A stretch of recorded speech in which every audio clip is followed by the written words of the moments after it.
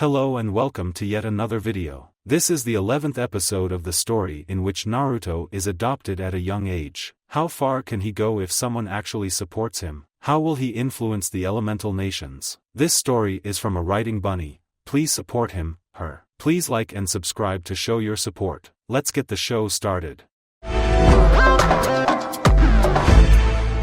Near Konoha, the group had been traveling at a steady pace for several days until they reached the outskirts of the great forest, in which the village hidden in the leaves stood. Upon seeing it, Tsunade paused. "What it is?" Naruto asked. "Nothing, Squirt," she replied. He looked at her dubiously. "It's just that." She began, then stopped and shook her head. "It's just me being sentimental."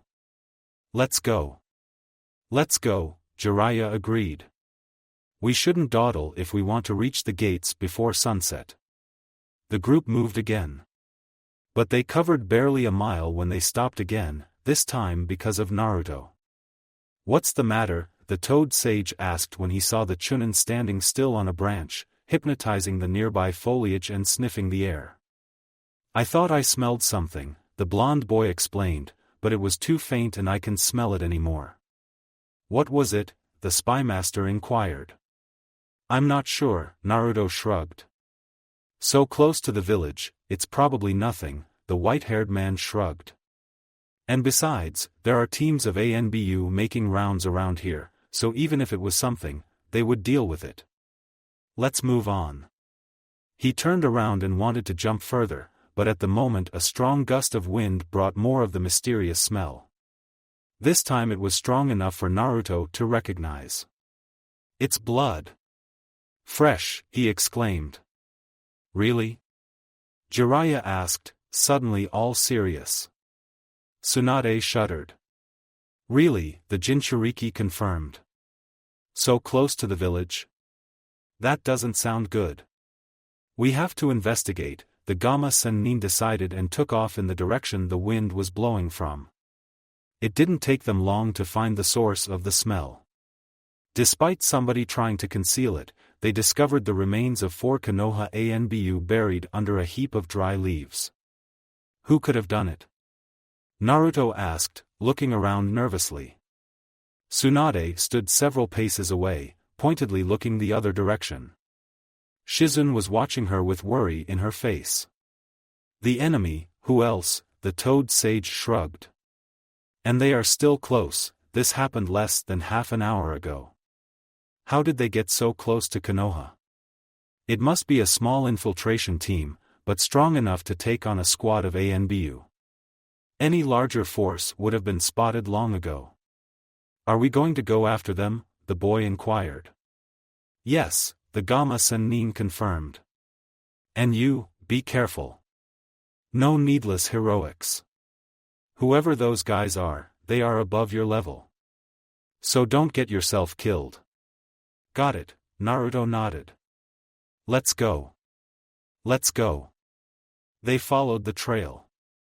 The enemy tried to cover their tracks and they didn't do a shabby job, but Jiraiya was too good to let it fool him. They ran for a few minutes when Jiraiya, who had been running at the point, suddenly jumped up and latched himself onto a high branch.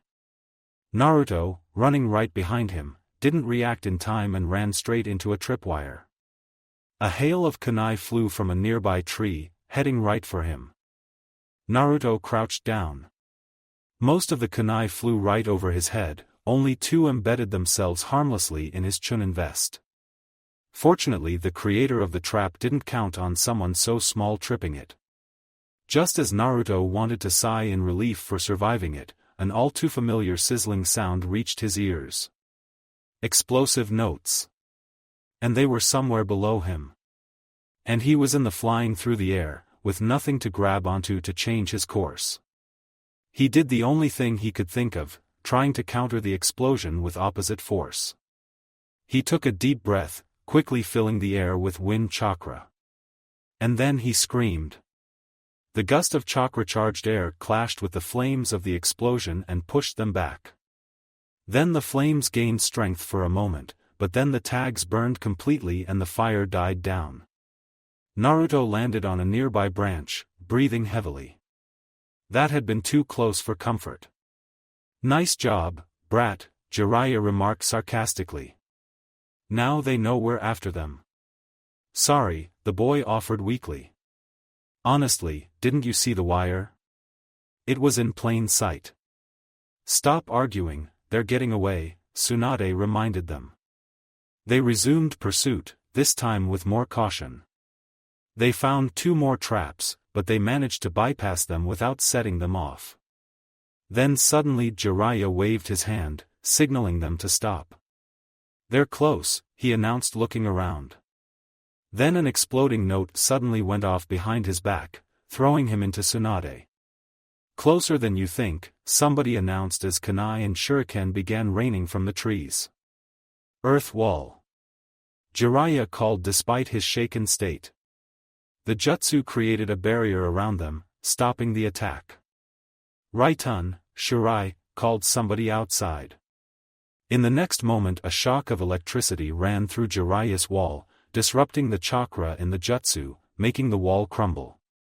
This was further assisted by an exploding note slammed to the weakened place. When it detonated the wall, the attackers realized that the space inside was empty. The Konoha ninja used the Mogirigakure no Jutsu to escape.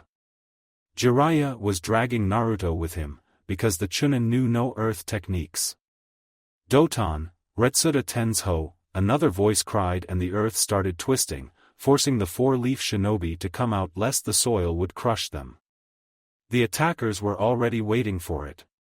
As soon as they saw Jiraiya's white head emerge from the ground, one of them immediately slashed it in 2 with his sword. The head dissolved into mud. In the next moment, he was hit by a katan, enden, courtesy of the real Jiraiya, who appeared from the earth a few paces behind him. The attack was strong enough to deep-fry him, even signing the ninja standing next to him and setting his sleeve on fire. Then one of his colleagues attacked Jiraiya with an earth spear.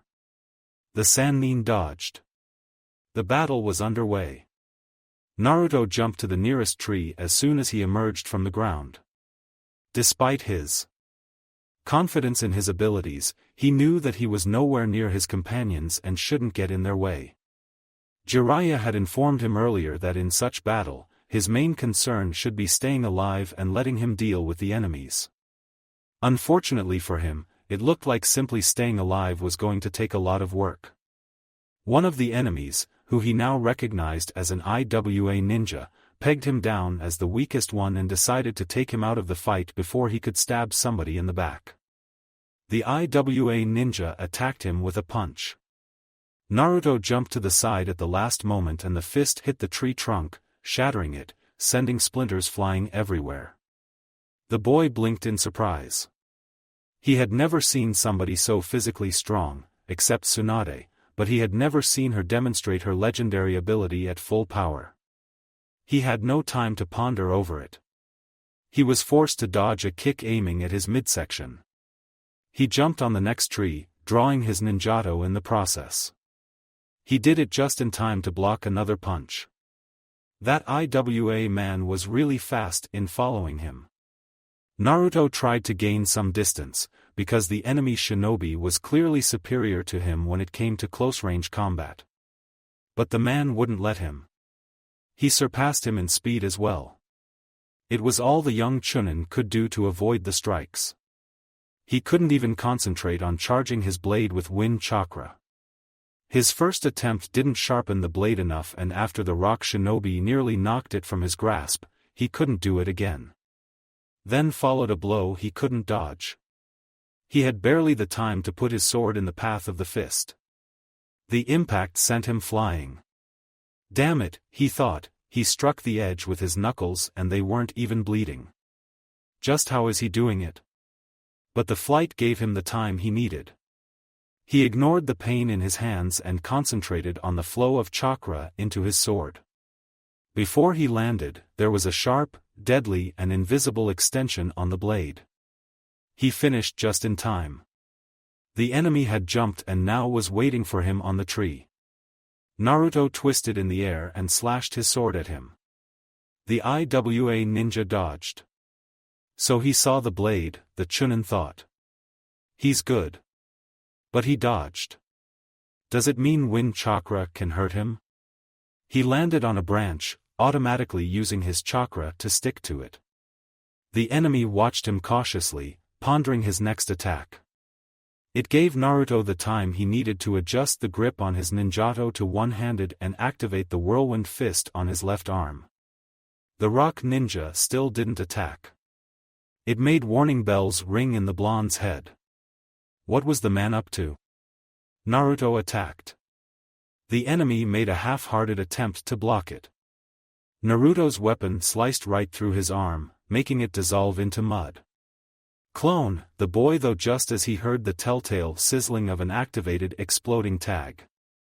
A kawarimi with a nearby log got him out of the way of the blast, but his clothes were still singed. And then he realized he landed on another explosive note. Damn him, he guessed where would I dodge, the Konoha shinobi thought as he flung himself far away from the blast note. The explosion sent him flying even further. He rolled on the ground, grateful that he didn't crash into a tree. Unfortunately he lost his weapon during his flight. Fortunately the IWA shinobi lost sight of him and Naruto had time to gather his bearings. He stood up, activating his whirlwind fist. A subtle shift in the air informed him that somebody was attacking him from behind. He lunged to the side, narrowly avoiding the fist intended to crush his spine. He pivoted on his heel, punching the attacker's back. The wind blades enveloping his forearm destroyed a large chunk of his flak jacket, but didn't wound him any. The IWA nin retaliated with a punch aimed at his ribs. Naruto blocked with his left forearm. It felt like the bones there were breaking, but they held. And blood appeared on his opponent's fist. If his forearm didn't hurt so much, the boy would have smiled. First blood went to him. Unfortunately first blood meant little in a life-or-death battle. The rock shinobi spent only a fraction of a second to reassure himself that all his fingers were still attached before he charged at Naruto again. The Chunin dropped to the ground, trying to take out one of the attacker's legs. The IWA ninja jumped over his swing. Naruto took a deep breath and as the enemy was turning around to attack him, he let out a scream. He didn't manage to charge it to its full power, but it still sent the larger man skidding backwards, tiny cuts appearing on his body. He didn't let it faze him and after a second he charged again. By that time Naruto was jumping into the nearest tree, creating a bunch of shadow clones on the way. The IWA ninja hesitated, losing sight of his original target. Then he began destroying the clones one by one. Naruto hid in the tree, taking a short breather. He couldn't beat his opponent just by strength alone. He was too fast to let him use his more powerful jutsu and the weaker ones had little effect. And Naruto's left forearm still hurt too much to be useful in the fight. He needed some strategy to distract the IWA shinobi and sneak up on him with something powerful. But what kind of distraction the man wouldn't see through? And what kind of technique would be strong enough to break through his hardened skin? The rock ninja destroyed the last of his clones, but Naruto already had a plan in mind. He quickly formed a new bunch of clones and sent them to attack. They attempted a firestorm, but the man blocked it with a mud wall. He followed with Doton, Doryutaiga, which turned the earth under the clones' feet into mud, dragging them down and dispelling them. Then he broke out of his protective shell, looking for his original opponent. That was what Naruto had been waiting for. Another batch of clones were already in action. 3 jumped straight at him, their whirlwind fist activated. The rock ninja threw 3 shuriken, reducing the clones into 3 puffs of chakra smoke. Then he turned around to face the one coming from behind. And paused. That ball of chakra in its hands, could it be? The moment of hesitation nearly cost him. The clone with the incomplete Rasengan was nearly upon him. He quickly snapped out of his shock and dodged the attack, punched the clone and destroyed it. He barely noticed someone behind him until that someone nearly hit him. He leaned forward, the attacker's punch becoming only a slight tap on his back. He whirled around, kicking the clone into oblivion. Then he registered a familiar sizzling noise and a burning sensation on his back. That last clone placed an explosive tag right inside the hole in his vest. He reached back, trying to remove it, but he didn't make it. The tag went off, killing him nearly instantly. Naruto exhaled in relief. That had been close, but he prevailed. He jumped to where he spotted his dropped ninjato in the grass and picked his up. During the fight, he moved away from where the others were battling. So what should he do? Go there and possibly get in the way, or wait and possibly let some of his comrades get killed? It was a tough choice. In the end he decided to look how the battle was going. He sent a clone. A minute later he received its memories. Jiraiya was doing well. He could see the mangled remnants of two of his opponents, and the Toad Sage had no trouble keeping the remaining two at bay. It was just a matter of time when he would prevail. Tsunade was worse off. As one of their enemies was killed in front of her, she got sprayed with his blood and she froze. She was standing there trembling, her mind locked in the past, probably not even realizing that there were two highly skilled IWA shinobi out for her blood. Shizune did her best to protect her mistress, but to Naruto it looked like it wouldn't be enough. He waited for nothing and rushed to their aid. He arrived in the nick of time. The bigger of the IWA duo had engaged Shizune in a fierce taijutsu battle she couldn't disengage from, and the other one used the opportunity to slip behind Tsunade and tried to slit her throat. He was forced to abandon his intent when Naruto jumped from a tree, kicking his shoulder and pushing him away. The rock ninja recuperated quickly, slashing at Naruto with his kunai. The boy ducked underneath it, but the man sent him flying with a kick to his chin. Believing his opponent to be down for the time being, he turned back to the defenseless Tsunade. He didn't count on how quickly could Naruto recuperate. Though the boy wasn't sure whether he still had all his teeth, he quickly sat up and hurled 3 shuriken at the enemy. The man blocked them easily, but was forced to abandon his attack on Tsunade. "You don't have enough, brat," the man sneered. "Then I'll have to teach you. Doton, Doriyusu." Naruto tried to jump away the moment the ninja started calling out the jutsu, but he was too slow. Spears formed from the earth, trying to impale him.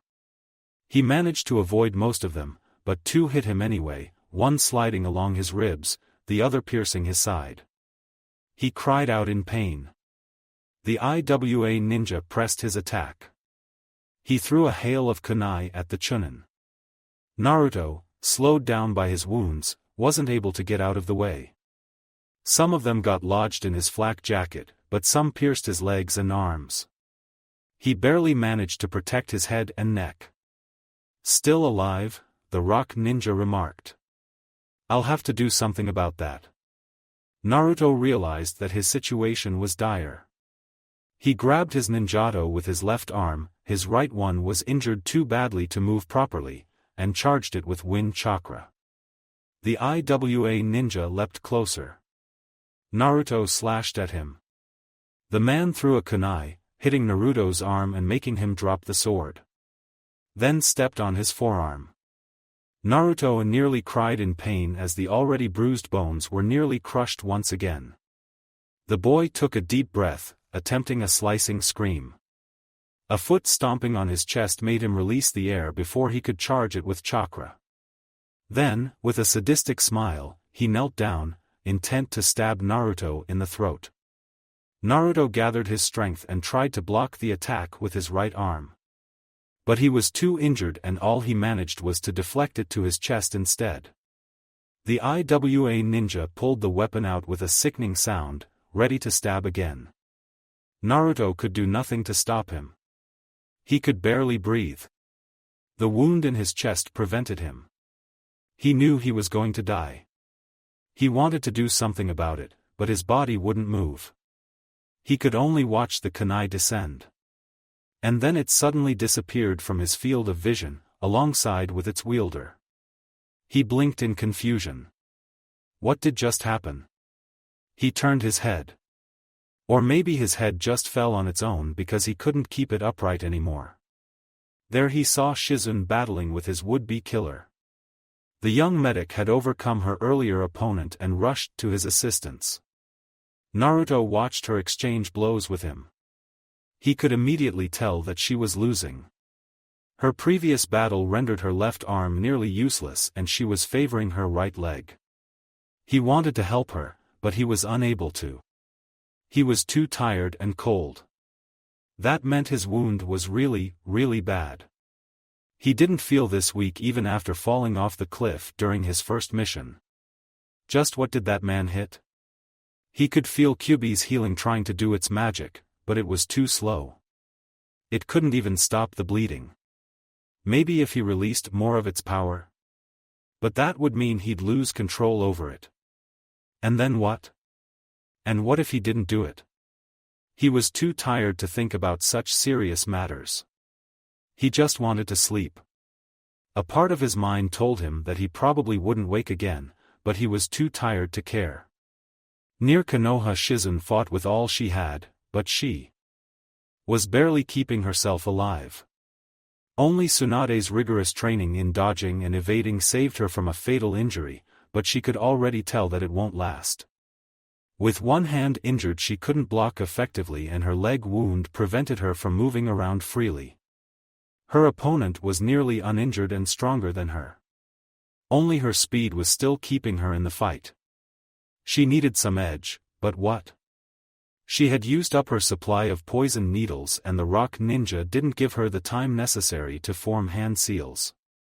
Not that she could form them properly with two of her fingers broken. So what else was there to do? Before she could come up with anything, there was a white blur and the IWA Shinobi fell down dead. Jiraiya-sama, the medic Nin exclaimed, relieved. Are you all right? The Toad Sage asked. I'll live, Tsunade's apprentice answered. But Naruto is wounded. She raced towards the prone boy. She checked him over briefly. It's bad, she concluded. The bleeding is too severe and I can't stop it. I think even his bronchi was damaged, but I can't be sure. I can't activate my healing jutsu properly.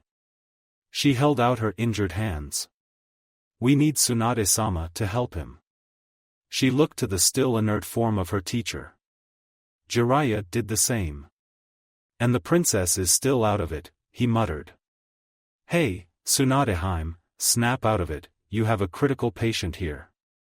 The woman didn't react. She continued staring in the distance and shaking. Hey, Tsunade-hime, snap out of it. Naruto needs you. Did the expression in her eyes change? Jiraiya wasn't sure. Otherwise she showed no outward sign of having heard him. No choice now, the super pervert sighed and grabbed Tsunade around her torso, making sure his hands grabbed her bosom. Usually that would have earned him a punch strong enough to send him to lower Earth orbit. In these circumstances, he would have welcomed it, but now it had absolutely no effect. He lifted the prone woman and carried her over to Naruto. Wake up. He needs you, see? Tsunade just shivered harder. Suetun, Mizurappa, Jiraiya said, spitting a small jet of water on Tsunade's back. He made sure to use as little chakra in the technique as possible, but it still toppled the woman over. But the cold water accomplished what his groping couldn't. Tsunade woke up from her stupor. What? She stuttered, obviously still in shock. Tsunade-sama. Shizun shouted. Please help him. He's dying and I can't heal him. Be blood, the blonde Sannin muttered, about to slip back to her catatonia. Get a hold of yourself. Jiraiya shouted. He needs you. You can tremble all you want afterwards. So much blood, Tsunade whispered. What was in front of her was interposed with her memories. Who was lying prone before her? Naruto or Dan? Did it matter? Both of them were bleeding, their life seeping away, flowing into the dark soil and onto her hands. Her hands were covered in blood as she tried to help him, her hands glowing with the mystic palm technique, but it was all in vain. The bleeding wouldn't stop. The artery was sliced open. She moved her fingers, concentrating her healing on that spot. It started closing faster. She nodded to herself. That was one problem solved. Now for the tear in his bronchi that was giving him trouble breathing. It wouldn't do if he drowned in his own blood. Shizune was watching with equal part hope and disbelief. Tsunade was actually healing Naruto. That was a good sign, despite the faraway look in her eyes, suggesting that she wasn't fully conscious of what was going on. She barely dared to breathe, fearing that she might break the Sanin's concentration. If Tsunade realized now that her hands were covered in blood and snapped again. Tsunade meanwhile was working relentlessly. She didn't really see who she was treating, only the open wound in his chest. And the blood leaking out, but slowing down. Was her technique working or was there no more blood left in the body? It was the first. It must be the first. She couldn't let Dan die on her again. She wouldn't survive it. Finally, after what felt like eternity, the wound was closed. It was still far from healed, but it wasn't bleeding anymore. Dan will survive. She wiped the sweat from her forehead, uncaring that she was smearing the blood on her face. She sighed in relief. She looked at Dan's face. Only it wasn't Dan. She blinked in confusion. Who was that boy? What did happen? And then it started going back to her. They had been attacked on their way to Konoha and the child in front of her was Naruto. And Dan was long dead. She blinked back the tears the memory of him brought. She had no time to fall apart. The patient still wasn't out of danger. Shizune, she called. Tsunade-sama, the girl asked with disbelief. Help me secure him for transport. We have to get him to Konoha quickly. Yes. Shizune smiled.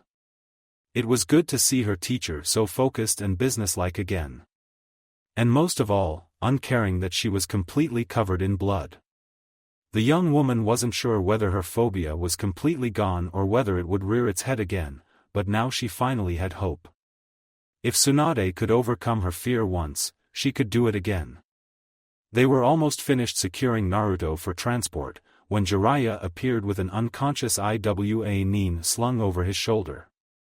This one's still alive, he explained. The T&I would like to have a chat with him. That is if he lives that long. I messed him pretty bad. It's worrisome how they were able to get so close to Konoha undetected. And judging from the amount of explosive tags they had on them, they were about to blow something up. How did they intend to get into Konoha? Shizune asked. I wish I knew, Jiraiya sighed. I just hope they didn't count on inside help. Traitors? Tsunade questioned. I hope not. Because that's the last thing Konoha needs. Nothing more was said. The procession headed somberly towards the village gates and the hospital. Hokage's office, welcome home, Tsunade, Sarutobi greeted his old pupil sincerely. Sensei, the slug princess replied. She didn't trust herself to speak more. The return to her hometown stirred more emotions in her than she had expected.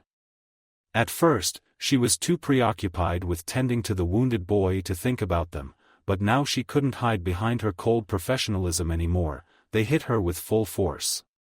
She had a hard time categorizing what each of them meant.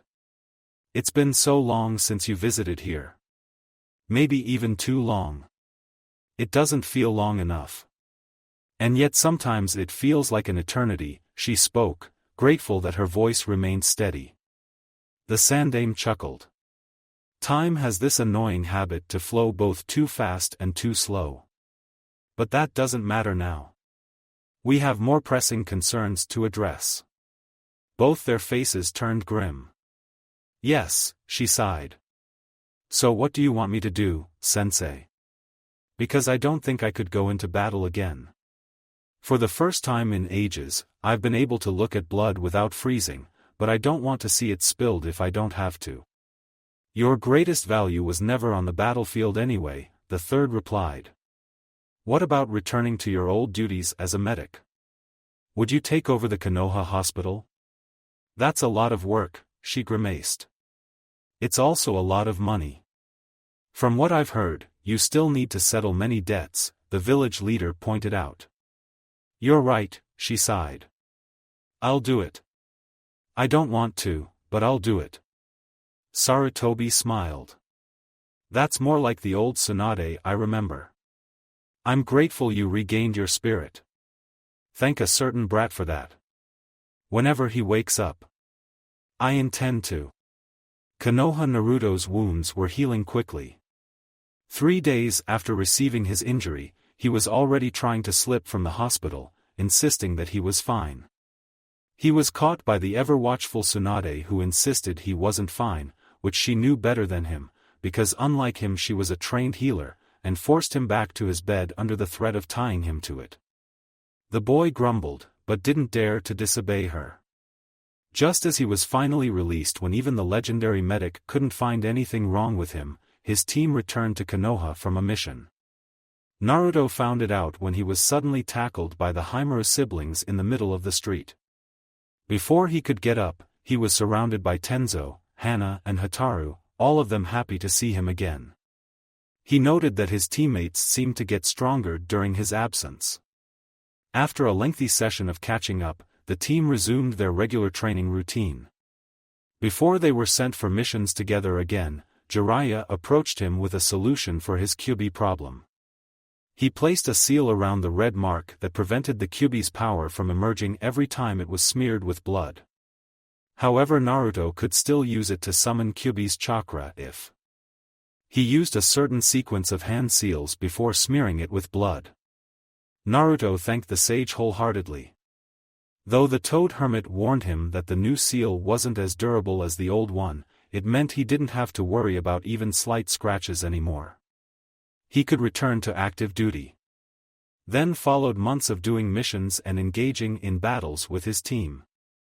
Tenzo was sometimes with them, but mostly he was assigned to other duties. Though they faced enemies, nothing of note happened during this time. The situation on the front lines changed only slightly. A joint attack from Konoha's and Suna's forces pushed the IWA army back, but they regrouped quickly and were now trying to regain lost ground. In one of the battles, Hana and Hotaru were wounded. With Tenzo away from the village, it made Naruto the only member of the team capable of active duty.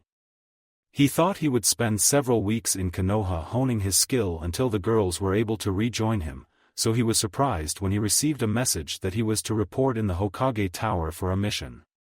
He walked to the mission room, anxious to find out what was in store for him. Naruto was in for the surprise of his life when he went to the Hokage Tower that day. The girls were still on medical leave and they would be for some time to come, and Tenzo got called off for frontlines duty.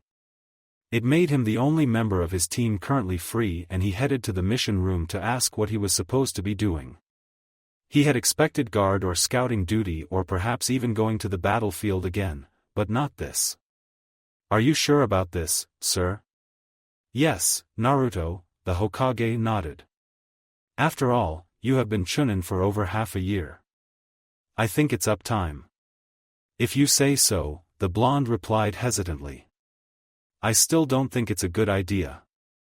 They're all older than me. And that matters. Why? The Sandame raised an eyebrow. You are the senior ninja here. I know, but it's still awkward. That's one of the things you have to get used to. You got promoted young, so such situations would arise often for you.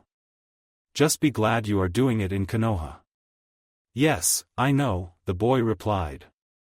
I should better be going then. Training grounds. Naruto observed the 3 figures gathered near the logs. He didn't get to read their files and he had only very brief info on them. It was no surprise there wasn't much information about them, considering they had graduated from the academy only recently. They were all 10 and they were genin thanks to the wartime lowered graduation age and sped up curriculum. They were also the first unit he was supposed to command. He took a while to observe them before he would make himself known to them. A black-haired boy in green bodysuit was kicking relentlessly at a wooden pole. He had a lot of strength and endurance, Naruto had to give that to him.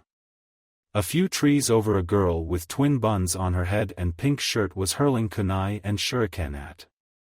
Practice targets. Her aim was perfect even from a great distance.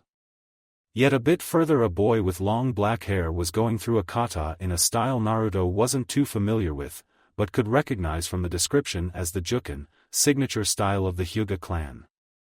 He jumped down from his hiding spot. The 3 genin immediately stopped their training and turned to him, eyeing him warily. He noticed the girl held a kunai in her hand, ready to throw it should he prove to be hostile. "Hello," he greeted. "Are you team guy?" "We are," the Hyuga boy answered. "Good. I am Uzumaki Naruto. I will be your temporary commander while your sensei is away." Niji radiated contempt at having to listen to somebody younger than him, despite not moving a single muscle. Naruto wondered how he achieved that. Tenten eyed him doubtfully, but said nothing. He didn't fault her for it.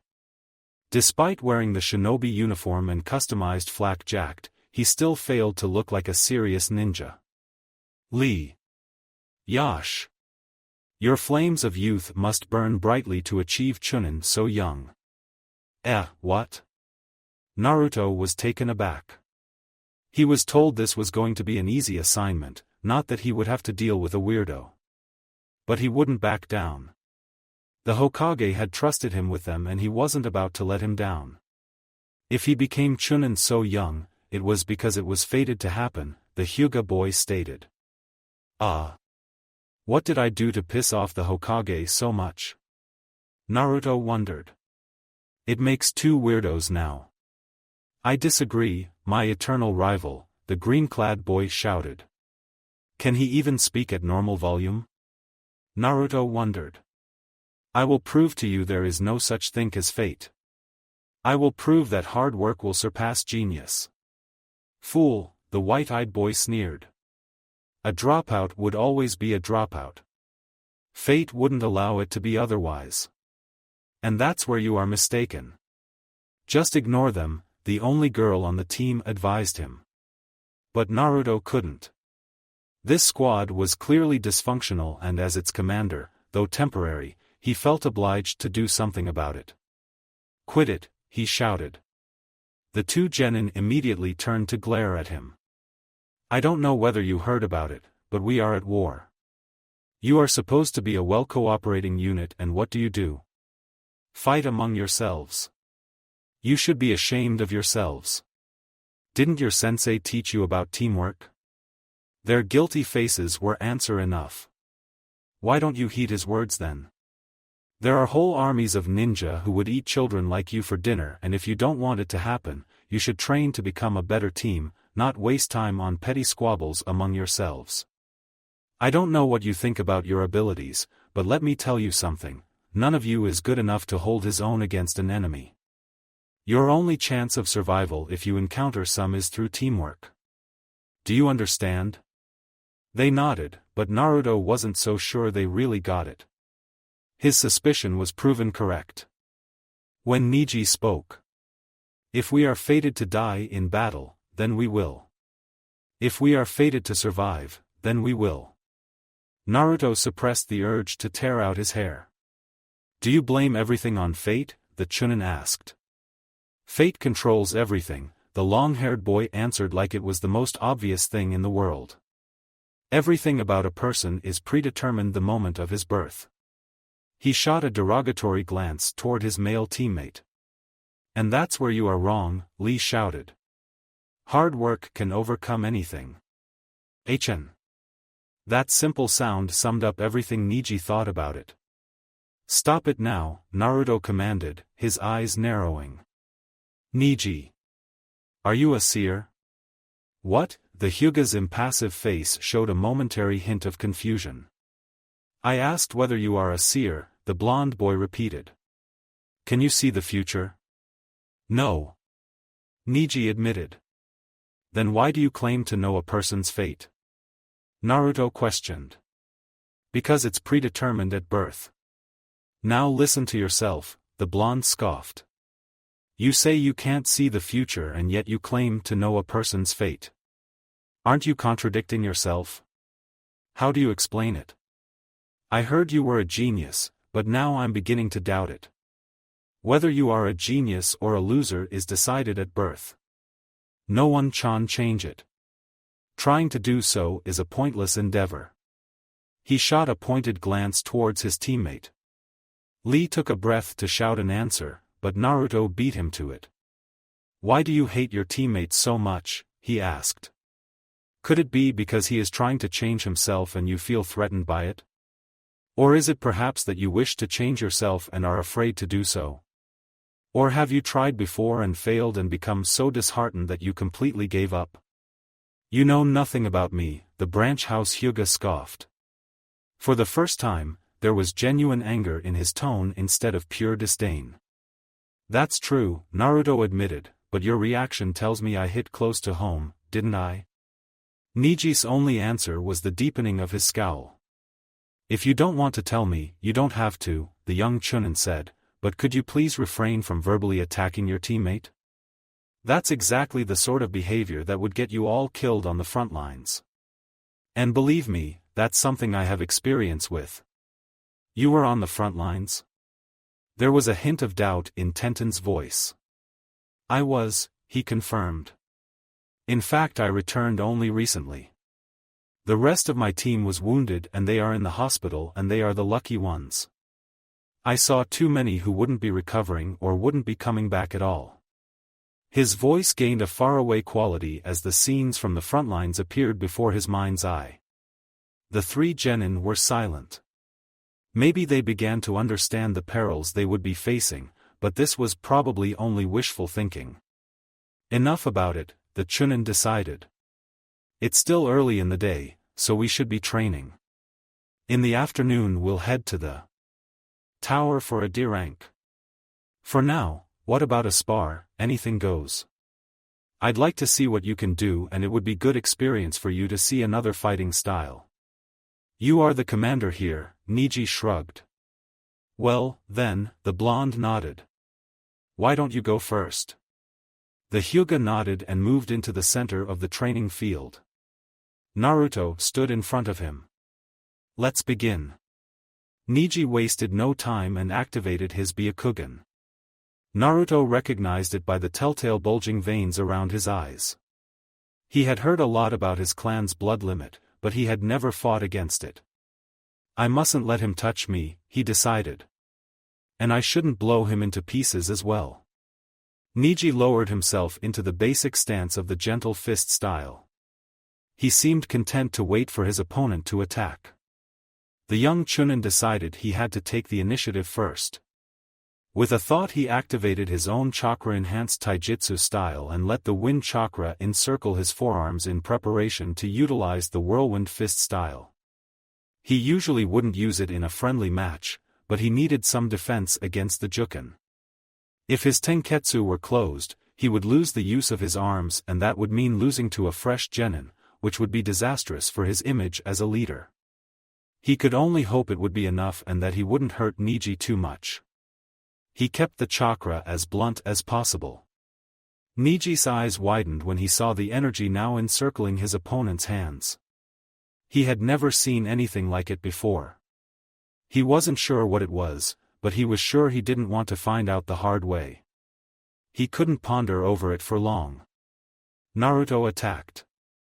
It was fast, but Neji was used to practicing with Madogai and Lee, so it couldn't catch him unawares.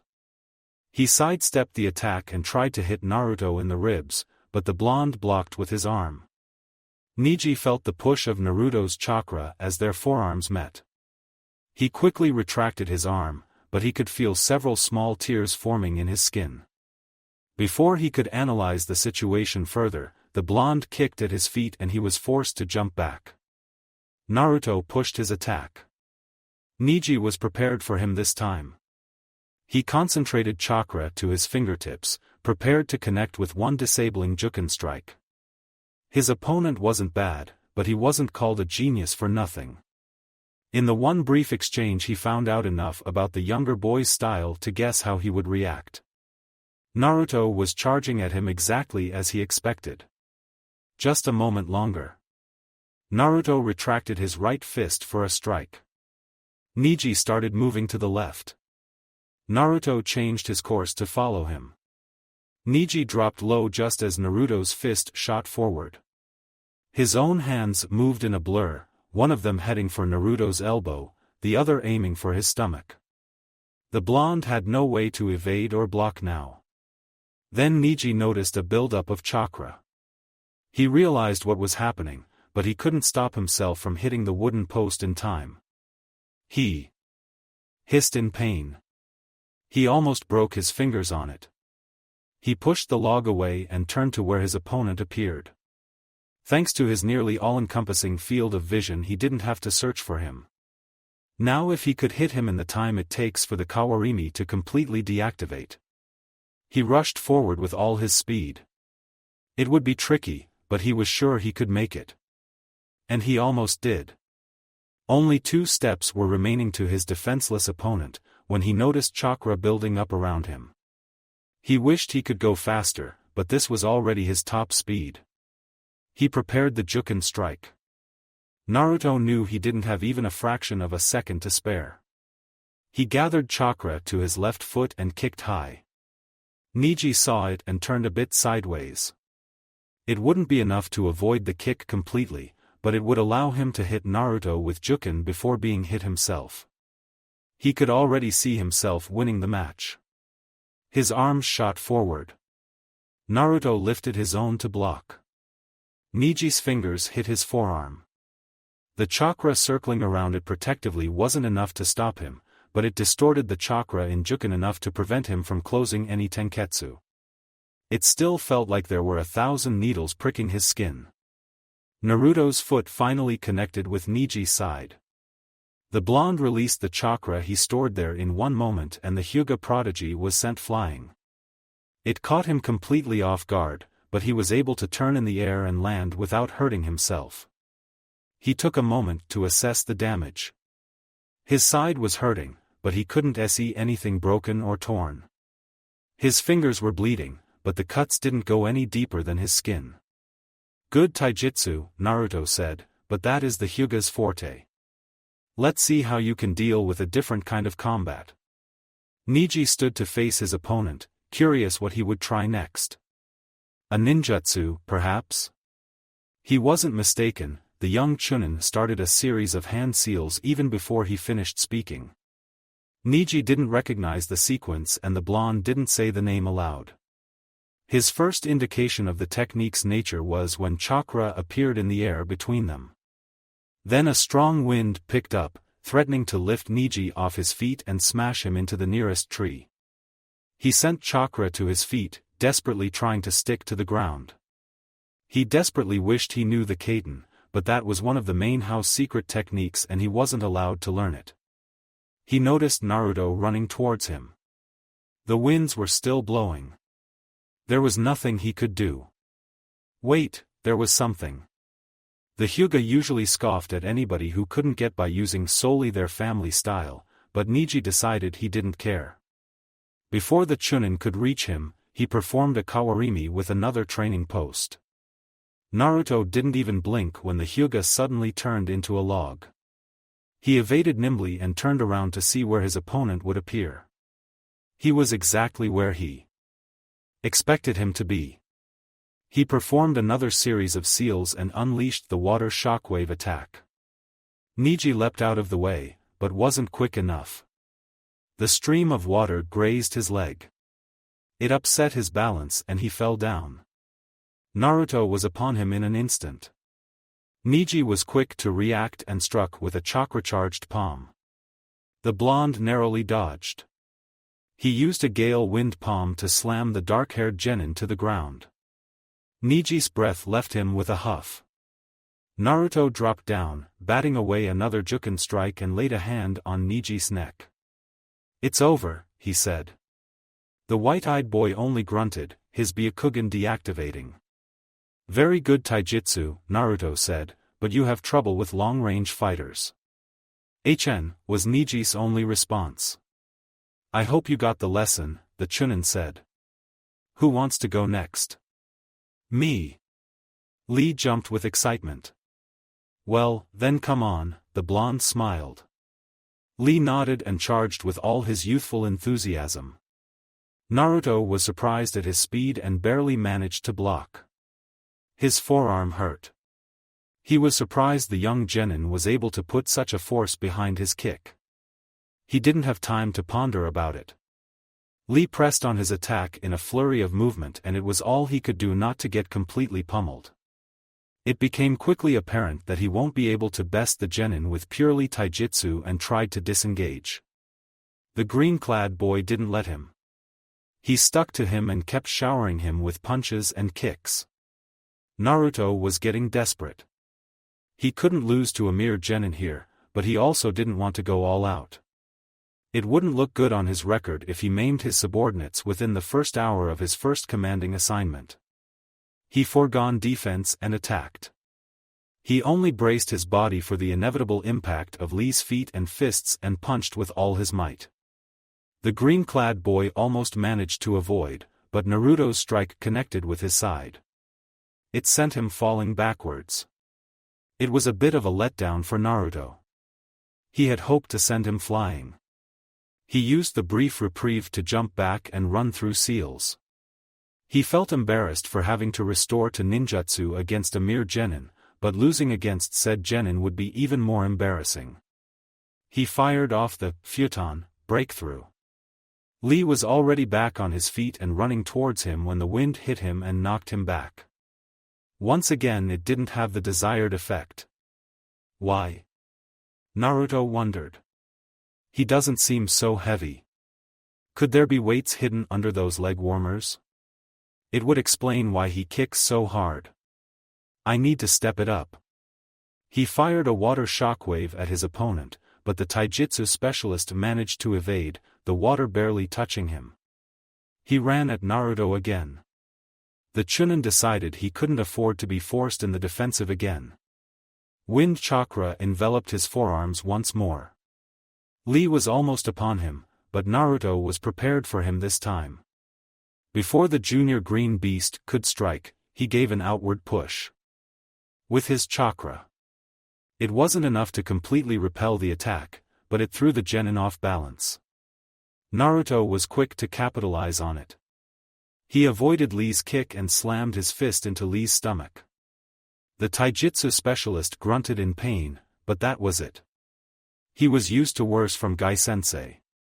Naruto hit again, but this time Lee blocked and counterattacked. Naruto narrowly avoided having his nose smashed. Things got ugly for him again. Naruto kicked with fury and forced Lee to give him a bit of a breather. He used it to switch with the last standing training post.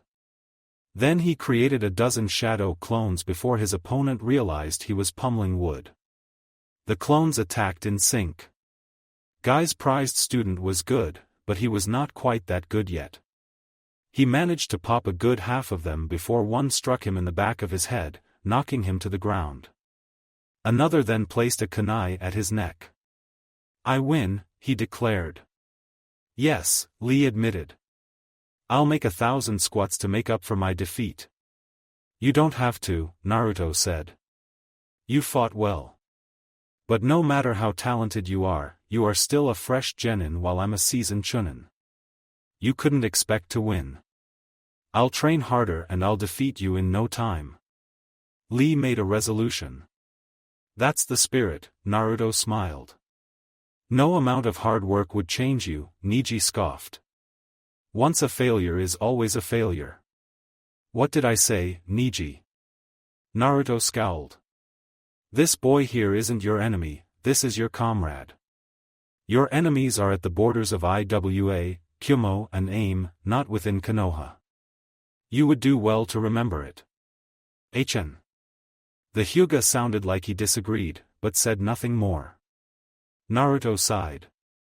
It sounded like nothing he said got through to the white-eyed boy. He turned to Tenten. "It's your turn," he said. The kunoichi stood up and walked to the middle of the training field. Her multiple kunai and shuriken were jingling quietly. Naruto scowled. This wasn't good. She wouldn't be able to stay concealed. The bun-haired girl didn't give him time to muse about it for any longer. She picked 4 shuriken with each hand and threw them all with deadly accuracy. Naruto was unconcerned. He simply created a wind shield and batted them away. Tenten narrowed her eyes and threw another batch. Naruto blocked it again. Then she threw third. It met the same end as the first 2. "Is that all you can do?" Naruto asked, slightly disappointed. "No," Tenten answered and pulled the strings attached to her weapons. They came to life and headed towards Naruto. Before they could hit, the blonde switched with a log. "Better, but slow," he commented. She turned to him and launched another volley of weapons. He avoided it with a kawarimi again. "Are you really a one-trick pony?" Tenten scowled. She knew she wasn't as good as her male teammates, but she wasn't useless, damn it. And here this little boy swatted her kunai away like they were nothing more than flies. She took a scroll from her pouch and smeared blood on the seal. A naginata appeared in her hands. It was an heirloom from her mother and she never was much good using it. She even considered not carrying it, but now she was glad she still had it. She'd like to see the boy block this. Now that's more like it, Naruto smiled, unsheathing his ninjato. Crap, thought Tenten. If he is any good with it, he'll get me. But she didn't back off and charged. She still had the advantage of longer reach. She let out a battle cry and attacked. Naruto parried without trouble. Unlike her teammates, she wasn't a taijutsu prodigy. Naruto let her go at it for several minutes before getting bored with it. He then quickly stepped inside her guard and kicked at her stomach. To her credit, she managed to avoid hit, but another strike aimed at her forearms made her drop the naginata. The fight took a swift end after that. She tried to take out some kunai to defend, but Naruto was faster. The blade of his sword was at her neck in a millisecond. She stood still. "I'm pathetic, aren't I?" she asked, downtrodden. No, he consoled her, even if he himself wasn't overly impressed with her performance. But she was just a rookie genin, she couldn't be expected to be too good. Only her gifted teammates made her look useless. You have exceptional aim, but that isn't everything. As you saw, every projectile can be blocked. You need something you could fall back to. I know, she nodded, ashamed. Don't be so down, he tried to cheer her up. I might be no jounin, but I can help you become better in whatever time we're stuck together. Thank you, she smiled. Well, now it's almost noon. We'll get some lunch and then head to the mission center. Evening. Their mission turned out to be babysitting. The moment Naruto heard it, he knew things were going to get nasty. It happened every time he got stuck babysitting. Today was no exception. Niji spent the afternoon lecturing the children about fate. Lee tried to fan their flames of youth before Niji could douse them with his unyouthfulness, and Tenten valiantly prevented them from killing each other. He spent several hours convincing the little hellions that his flak jacket was the real thing and not bought at a costume store. When he realized it was Tenten who planted the idea in them, he almost tried to throttle her. The parents couldn't come home too soon. He was all too glad when he could leave the kids in their care and report a completed mission. He was sure this day left them all mentally scarred and their charges weren't the worst off. That was terrible, Tenten said. Nobody disputed her. The academy teachers said that D-ranks would help us develop our skills as ninja, but frankly I don't see what good did this do besides trying our patience. This is preparation for bodyguard missions, Naruto explained. I can't imagine a client would try to run away from us, the kunoichi doubted. You would be surprised, the chunin replied. Should I tell you about the time we guarded Lady Mao? Believe me, those kitties have nothing on her. Tenten shuddered. I don't think I want to hear about it then. Wise decision, the blonde nodded. I don't want to even think about it. We mustn't let our flames of youth to dwindle because of such unyouthful clients. Lee struck a nice guy pose. Tenten rolled her eyes. Niji didn't give any outward sign of what he was feeling. Still, isn't there a better way of preparing us? Tenten asked. Well, Naruto started, my sensei always gives our team those mock missions. Mock missions? The girl was interested.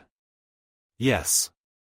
He gathers a few friends, makes a few clones and lets one play our client and the other assassins, or one is our mark and the others are his guards, or just about anything you can get assigned on a mission and he can organize.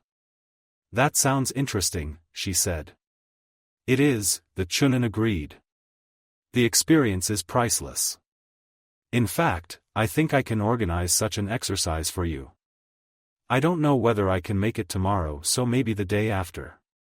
What would it be like? I'm not telling, Naruto smiled mysteriously. You have to wait and see. Streets of Konoha. Tenten turned her head sharply. What was it that caught her attention? Was there really someone in the window, or was it just the curtain flapping in the wind? She wasn't sure, but she couldn't take the chance. She shifted the bag she was holding to her left hand and reached into her pouch. Watch it, their client screeched.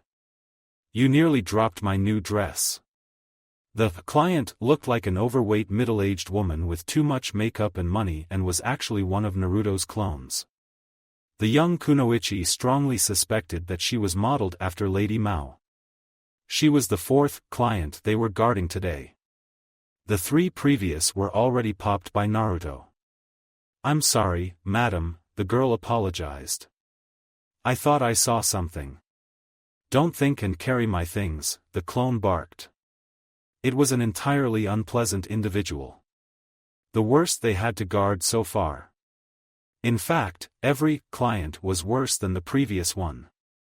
Tenten suspected their temporary sensei was doing it on purpose. I see nothing suspicious, Niji informed after checking their surroundings with his Byakugan. He deactivated it quickly.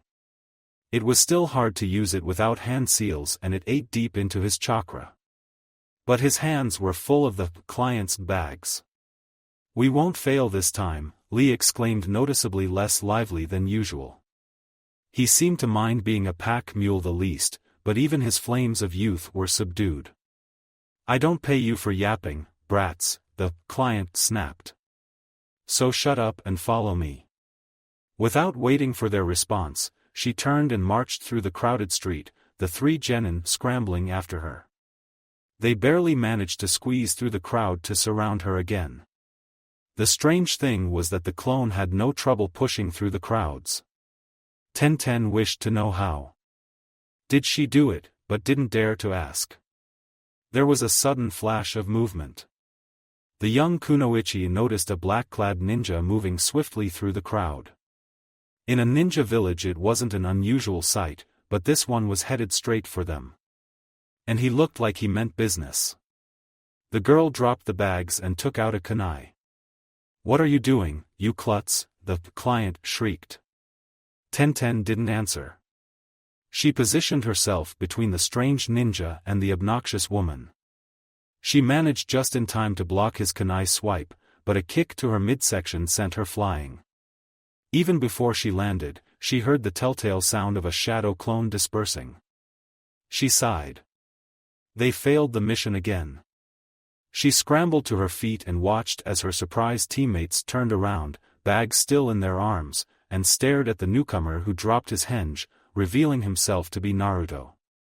Well, the young chunin sighed, this was your most pathetic performance ever. We lasted over 20 minutes longer than the last time, Niji pointed out. Yes, Naruto agreed. You lasted almost a whole hour. And during the time you let her bully you into carrying her bags, rendering yourselves ineffective. Tell me again, what your mission was. To protect the client, the Hyuga answered. Yes, the blonde nodded gravely. To protect the client. Not to carry her stuff. It took you only a quarter an hour to completely forget about it. Or did you think the bags won't hinder you? Do you know some secret style of juken that doesn't require the use of hands, Niji? Can Tenten throw her kunai with her feet? Can Lee fight with kicks only? It would be unyouthful not to help a lady, the green-clad genin said, completely lacking his usual enthusiasm. And failing a mission is youthful? The chunin asked. Lee shook his head. Then remember it, Naruto suggested. He ran his fingers through a sequence of seals and created their new client. This one was a big hulk of man, sweaty, unwashed, stinky, ugly, fat and quite obviously drunk. This is who you are protecting next. He looks even worse than the last one, Tenten remarked. Yes, Naruto nodded. And the next one is going to be even worse.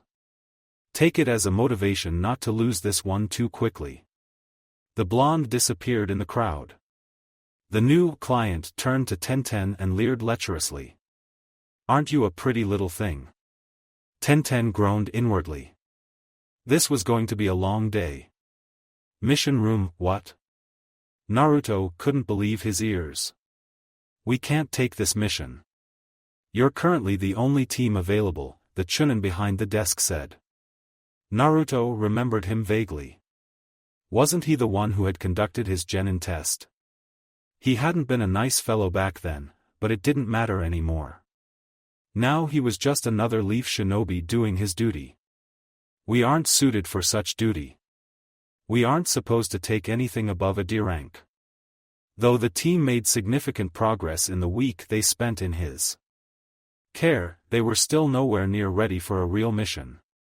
Especially during wartime. Look, no, but we are really understaffed right now, with that last battle and all, the silver-haired chunin replied. Most of our best are out on the front lines and the others are needed to man our defenses. I understand, Naruto sighed. He had been on the front lines himself not so long ago. His team had been lucky, they would all be fit for duty given enough time, but he saw too many that won't be coming home ever again. But I still think you should find someone else. My teammates have never been on a C rank before. They should be under the supervision of a jounin. And we shouldn't be at war, the chunin added. Naruto recoiled as if struck. This is an easy mission anyway, only an escort of a merchant to visit his relative, who had fallen sick suddenly. You'll be going the opposite direction than the enemy is and you won't be leaving the central region of Fire Country, so there shouldn't be even bandits. It will be a walk in the park for you. Naruto looked questioningly at the three genin. Niji was silent and unreadable, Tenten seemed uncertain. Lee assumed his nice guy pose. Yash! Let our flames of youth burn brightly. We can handle the mission and if we can't, I'll make 1,000 push-ups. The chunin behind the desk smiled.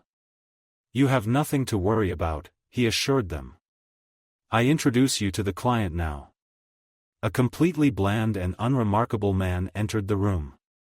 He was middle-aged, middle height, had medium brown hair streaked with gray at the temples and thinning above his forehead, and was dressed in sensible brown traveling clothes.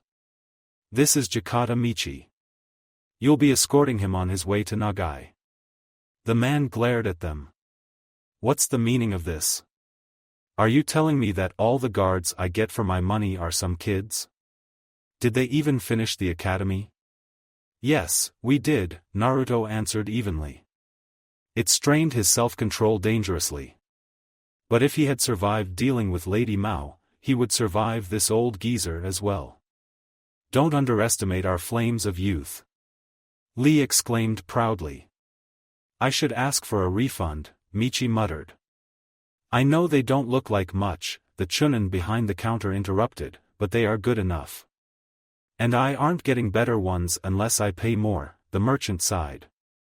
the silver-haired Chunin confirmed. Well, then, brats, let's go. Meet me at the south gate in half an hour and we'll be going. He turned and left. You heard him, Naruto said. Gather your gear, we have a mission. They took off to prepare. Mizuki smiled. There they were, a talentless orphan who had graduated dead last, some maid's daughter playing to be a kunoichi, not bad but without any special ability, and a branch house Hyuga who pissed off the main house by being better than them. They were perfect.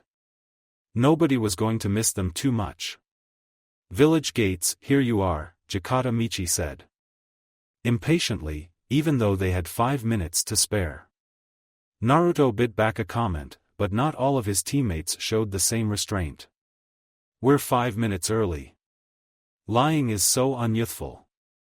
Michi glared at him in a very unyouthful way. Naruto sighed. This was going to be a long mission. He was only grateful that Nagai was only 2 days' travel from Konoha. He didn't think he could bear this for longer. Let's go, the blonde said. Team, keep diamond formation around our client. I'll be at the point, Niji will be at the back. Tenten and Lee take the flanks. Niji, you will use your Byakugan to check for possible hostiles, but don't exhaust yourself. The Hyuga nodded. They showed their mission scroll to the Chunin at guard gate. He looked at them suspiciously, but waved them through. The first C-rank mission of Team Guy had started. The first part of the journey was uneventful. They had walked through the forest surrounding Konoha, and the only people they encountered were Leaf Shinobi maintaining the security around the village. They detected their presence only thanks to Naruto's keen nose and Niji's Byakugan. Then the forest had thinned and meadows and fields replaced it. The occasional houses appeared, hidden in the shade of fruit trees. Late in the afternoon they reached a trading village, named Ogawa, and although the 4 ninja wanted to continue, their client insisted he was tired and decided they would spend the night here. They booked into the Dancing Crane Inn, the biggest one in the settlement. Michi wanted to book them 2 rooms, but there was a caravan staying in the village and nearly all rooms were taken. They had to settle all into one, much to the merchant's dismay. Just don't bother me during the night, he grumbled as they were settling into the room. Please don't be so disappointed, Naruto replied. We are professionals, we know how to behave. I hope, he added mentally. With Team Guy, anything was possible. Besides, one of us would have to stay with you all the time anyway. Such establishments aren't always safe. You never know who might sneak into your room and rob you blind or even slice your throat in your sleep. Their client winced. You're right, he admitted. Sorry I doubted your abilities. May I buy you dinner to make it up? Naruto wasn't one to ever refuse free food. We're honored, he answered, but you really don't have to bother. We're only doing our job. Lee and Tenten perked up and even Niji's white eyes lightened up for a bit, despite his best efforts to keep a stoic face. Even if they didn't want to admit it, they were all hungry after a whole day's journey. Don't worry about it, Jikata smiled. I insist. Well, if you insist. Naruto shrugged. Then let's go. They settled at a table in the locale. Michi waved at the waitress and asked her for the menus. He also ordered a jug of sake. The team thought it was for him only, but the girl came back with 5 cups. We're too young to drink, Tenten pointed out. And we are supposed to stay alert, Niji added. As their commander, I must have their best performance as my priority. Don't be so shy, the merchant prodded, pouring each one a cup. It's only a little bit. It's my treat. Besides, it's impolite to refuse when someone invites you to a drink. Being impolite is unyouthful, Lee proclaimed and downed his cup in one healthy swig. What happened then would haunt everybody present in their nightmares for a very long time to come. Lee swayed in his seat a bit, then stood up abruptly, throwing the table at Niji, who was sitting across him. The Hyuga barely avoided a serious injury, but he ended up soaked thoroughly in the sake from the jug. "I'm the best!" Lee shouted. "Watch it, I'm the best. I'll make Gaishinsei proud." "Is he already drunk?" Tenten wondered. "Obviously," Michi answered. "Why did you have to pour him the sake?" Naruto complained. Niji was busy trying to squeeze his shirt dry. They had no time to wonder about Lee's condition. The bowl-cut boy fixed his sight on the Hyuga prodigy. "Watch it, Nedsure, chish time I'll gonna defeat you." The white-eyed boy only scoffed, obviously about to say something about fate.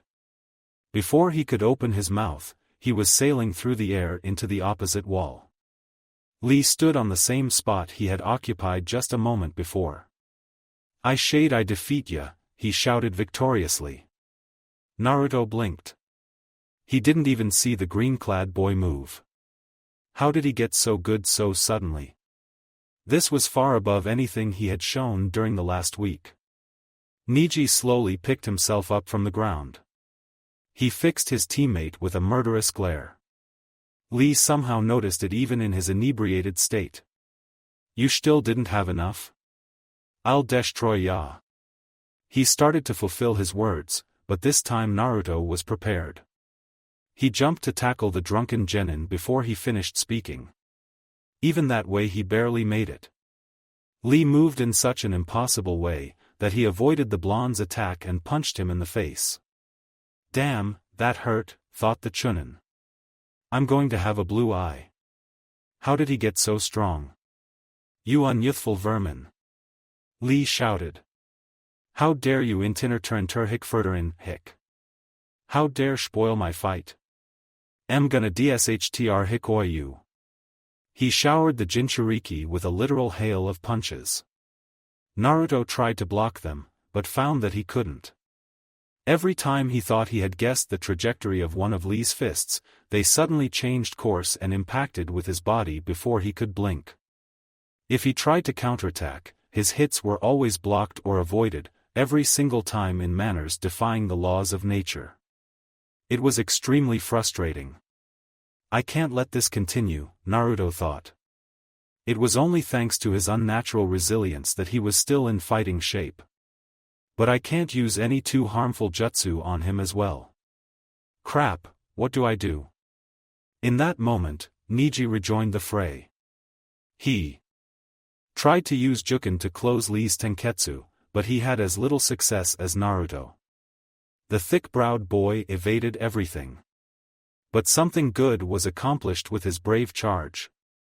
Lee turned his attention to him. "I'll defeat Yao, my eternal rival," the inebriated genin shouted. He turned his back on Naruto. The blonde spotted his chance. He jumped at Lee's back and held tight. The spandex-wearing taijutsu prodigy tried to shake him off, but he refused to let go no matter how many tables and walls he smashed him against.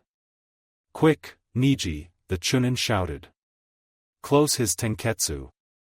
I can't hold him for much longer." The Hyuga nodded in acknowledgement and activated his Byakugan. It took much struggle yet, but they managed to subdue the Green Beast Jr. "Is he out of it?" Tenten asked anxiously.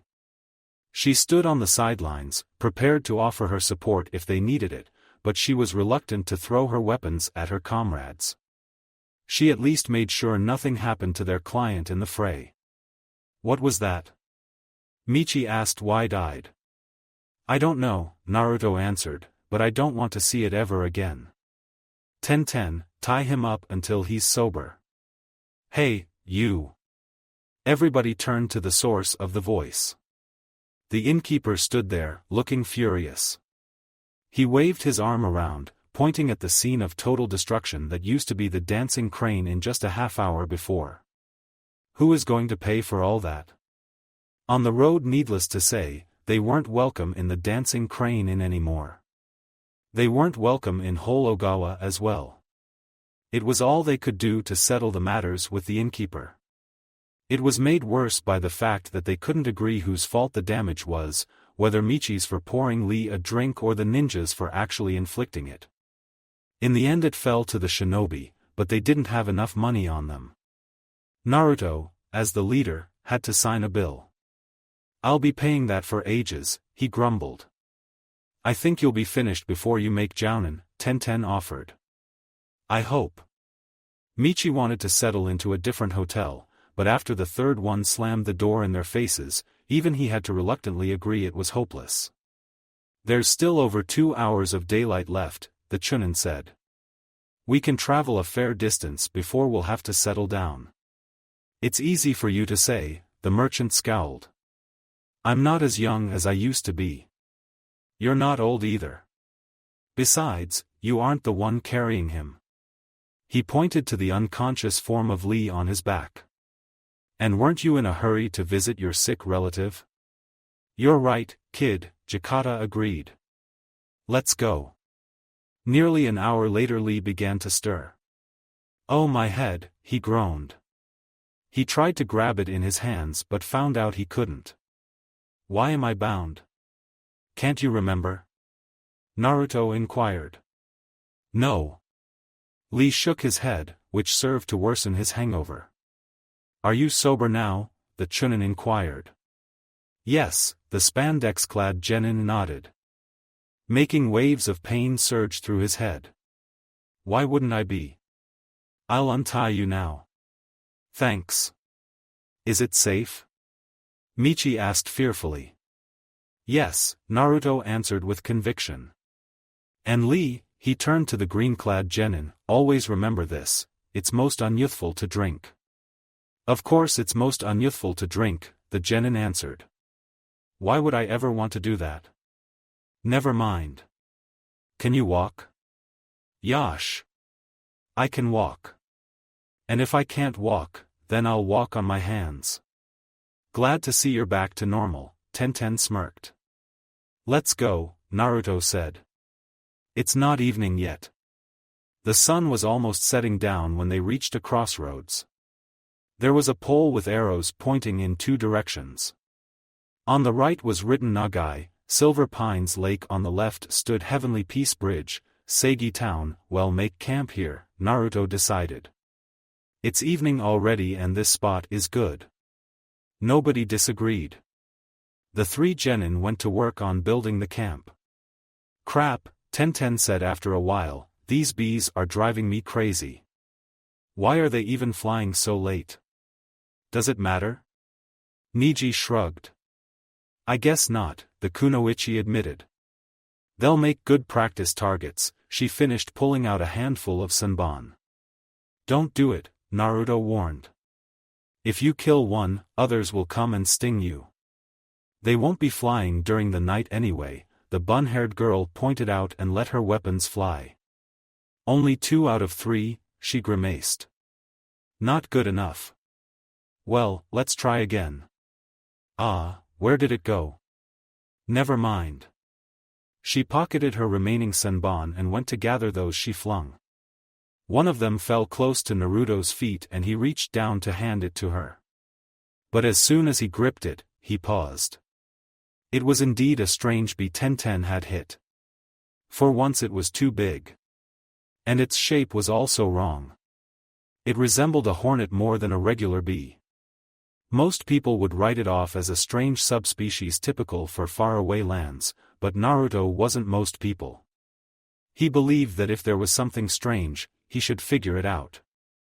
And he couldn't shake the feeling that he had seen such bees before and that it wasn't on a pleasant occasion and that the occasion wasn't unpleasant only because he got a stinger.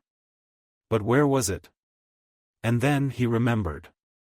His eyes widened. "Crap," he cursed. "That's a Kamizuru clan bee." "What? What does it mean?" his companions exclaimed in confusion. "That there are IWA ninja close by," the Chunin explained. "Here?" Michi looked frightened. "But we're on the other side of the fire country. Can't it be a mistake? Insects look all the same to me." "No," the blonde answered with conviction. "Those are the Kamizuru clan battle bees. I've encountered them before. We must pack the camp immediately and leave." "But we just settled down," their client stammered. Do you want to get butchered? The Uzumaki snapped. No? I thought so. So you'll do as I say. Hey! I'm the one paying you. Jikata protested. And we're the ones protecting you, Naruto retorted. So please let us do our job or ask for your money back once you get back to Konoha. So what would it be? Before Michi could answer, Niji interrupted. Somebody's coming. His Byakugan was active and he was staring back the way they had come from. Who and how many? The Chunin asked in a businesslike manner. Only one, Niji reported. It's a woman. Judging by the way she's traveling, she's a high-ranked ninja. So we can't outrun her? The Chunin inquired. No, the Hyuga shook his head. There was a slight tremor in his voice suggesting that he wasn't as calm as he tried to appear. How long before she reaches us? Naruto inquired. 3 minutes at her current speed. Make traps around the perimeter. We'll give her a proper welcome. When she comes, I'll handle the fighting. You three protect the client and hide. Somehow I doubt she's after him. The three genin looked at their temporary commander in puzzlement, but they obeyed. Soon there were strings of ninja wire and exploding tags all around the camp. She's almost here, Niji announced. Everybody into position, Naruto ordered. Niji, tell me when and where she reaches the outer perimeter. And watch out for the bees. Don't let them sting you. For a minute, they waited in silence. Now, the Hyuga announced, pointing to where he could see the woman. Naruto waited for 3 more seconds before he brought his hands up in a seal. Boom, he whispered. In the distance a handful of blast notes went off. She's still on her feet, Niji announced. What is she doing? The Chunin wanted to know. Standing there. Wait, now she released her bees. HN. He created 2 dozens of shadow clones and sent them to make a perimeter around them. I won't allow them near. He waited until the bees flew closer. Then all his clones performed the wind, great breakthrough. It caused quite a storm. The bees were blown away. Some trees near the crossroads were uprooted. She's sending out more, Niji announced. Wait! He shouted. He turned on his heel in an instant and grabbed Michi's arm. In his hand was a dangerously looking dagger with some suspicious greenish substance covering its blade. What are you doing? Michi looked scared for a moment, but then recovered his bearings. What are you doing? He hissed. I just want to be able to defend myself. It looked more like you were trying to stab me in the back, the Hyuga prodigy answered. And you can see in the back? The man asked incredulously. Of course I can, the white-eyed boy confirmed. I'm a Hyuga. Michi's face twisted in an ugly sneer. He threw the dagger at Niji. Tenten deflected it with her thrown kunai. Both weapons clattered on the ground harmlessly. Thanks, Niji said. Then he downed their traitorous client with a couple of juken strikes. So he was an agent, Naruto stated. His clone sent another wave of wind against the approaching bees. Those are sure bothersome. Hang on in here, I'll deal with the woman. He commanded his replicas to hold their positions and ran at the Kamizuru clan member. She responded with concentrating her bees on him. They encircled him and fired their stingers on him. He blocked them with a wind shield. The Kunoichi responded with summoning more insects. They proved to be just as vulnerable as the previous 2 swarms. That was when she decided to go serious. Kukios. Only Naruto's sensitive hearing allowed him to pick up the name of the jutsu. Unfortunately he didn't hear what she was summoning. He saw it soon enough. A giant bee/hornet appeared above the trees. Time to get serious as well, the Konoha Chunin thought. He created a Kage Bunshin to stand beside him. Then he fired his patented firestorm on the giant insect. He expected the summon to dispel, but this one proved to be tougher. The hairs on its chest were charred, but that was the extent of the damage. The blonde frowned. Not enough? He called forth 4 more clones and tried again. The humongous insect tried to evade, but the flames were bigger and hotter than it expected. Its wings caught on fire and it fell onto the trees. But it still didn't dispel. Tough one, aren't we? The Jinchuriki thought. But he wasn't worried. The bee couldn't move anymore. He sent his clones to deal with it. Even with what little movement it could perform, it managed to destroy a fair share of them, but in the end it was cut to pieces by wind blades. Even then it didn't disappear, instead remaining lying on the ground, obviously dead. Such faithful summons? That's unusual, the boy thought. And what's more important, where's its summoner? Try as he might, he couldn't detect the kunoichi anywhere. He ran back to the crossroads. Can you see her, Niji? He asked.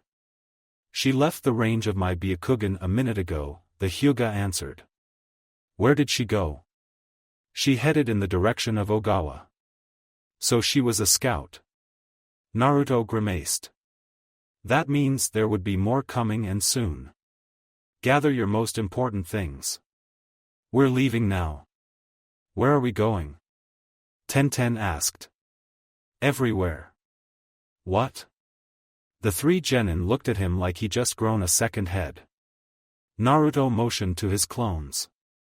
A quarter of them transformed into perfect replicas of Tenten, another quarter into Lee and yet another into Niji.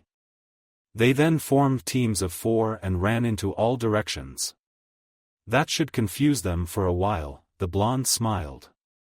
And now we should be going as well. He headed to the road leading to Seigi, the river harbor town. Why there? The Hyuga inquired. Because of the bridge. He didn't offer any further explanation. They ran at top speed.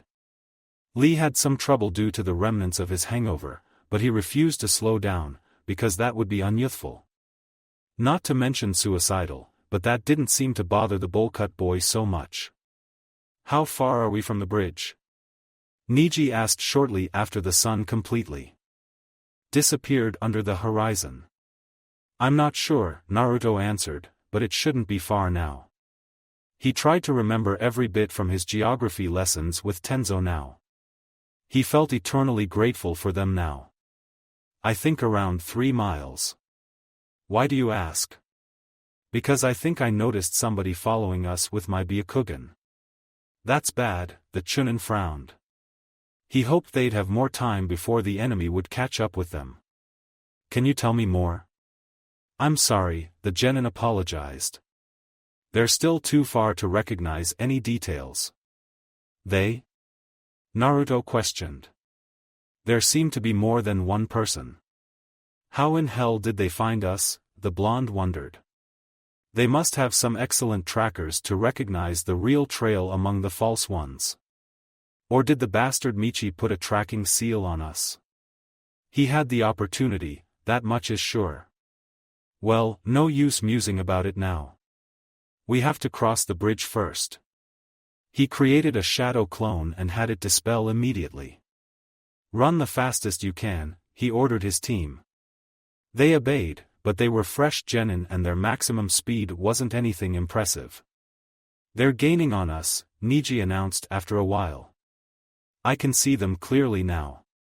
What do you see? Naruto inquired. There are 4 of them, the Hyuga reported. 2 men and 2 women. One of the women is the one we fought before, the other is very young. One of the men has a strange chakra, similar to yours. Oh no, the Jinchuriki groaned. He sounds like an old acquaintance. Just what we needed. What's so bad about him? Tenten inquired. He's a demon vessel, Naruto explained. He has power you cannot even imagine. If he is the one I think, he can use lava for his jutsu. You 3, don't even try to fight him. Let me deal with him. He's here after me. How do you know? The girl questioned. Because I'm one as well, the Chunin replied. And I pissed off that Suchikage. Oh. There wasn't anything else to say.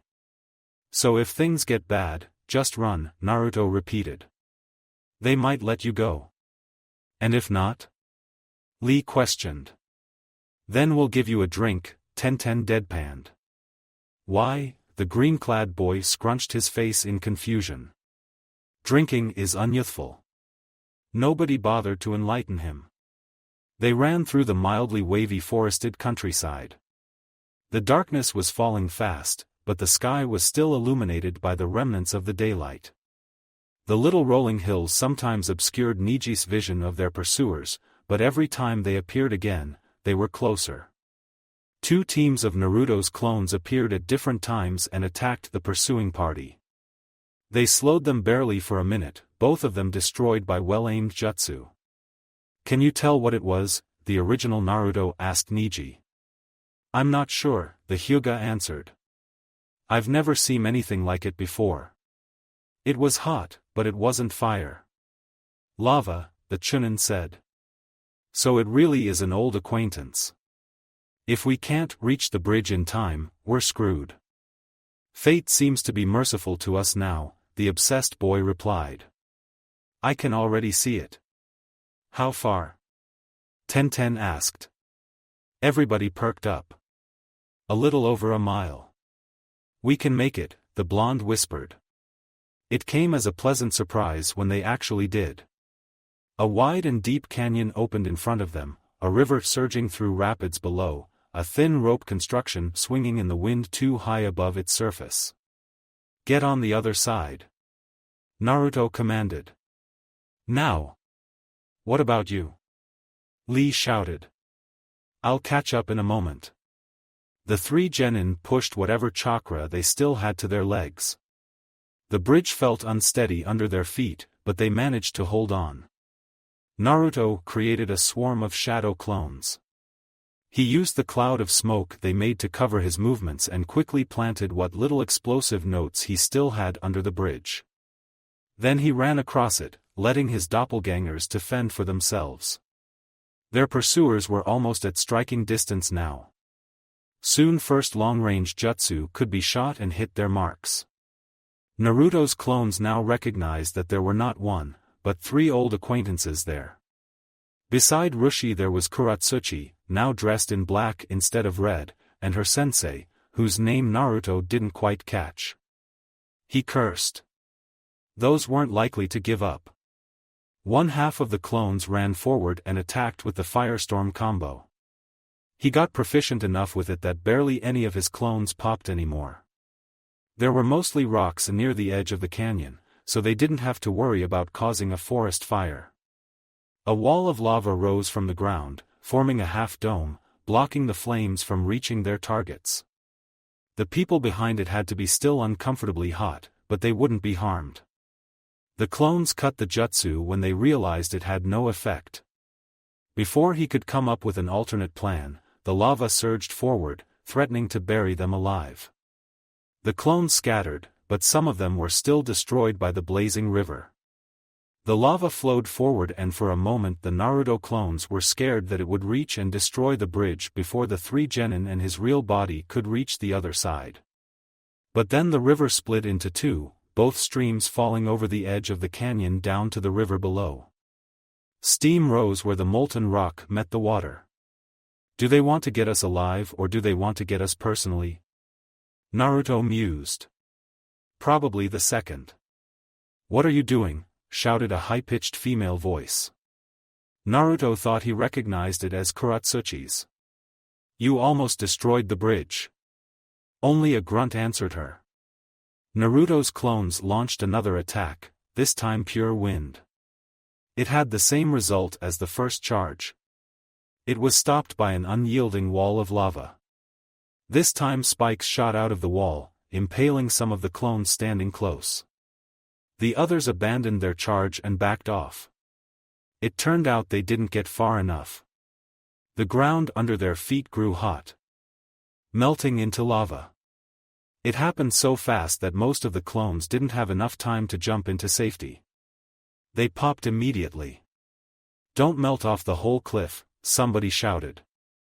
"I know what I'm doing," Roshi snapped back. "It's only the surface." The few remaining clones regrouped for one last attack, when a small ball fell among them. It exploded immediately and the clones were dispelled. Not good, Naruto thought. The whole skirmish was over so fast that he was only halfway across the bridge. Thankfully the three genin nearly reached the end. If the bridge was cut now, they would survive. That is if they can use their chakra to stick to it. Otherwise they'll be in trouble. And he was unsure whether such young genin could tree walk. "Kuratsuchi, stop," a male voice shouted so loud that he could hear it all the way. He thought he heard the hissing of the tags activating, but that was impossible over the distance. Not to mention there were only remotely activated tags, so nothing should happen. Then he heard a blast and the bridge started slowly falling. Crap. Did he accidentally mix a proximity-activated one among them? Tenzo always berated him that such mistakes could prove fatal, and in his current situation, they most likely would.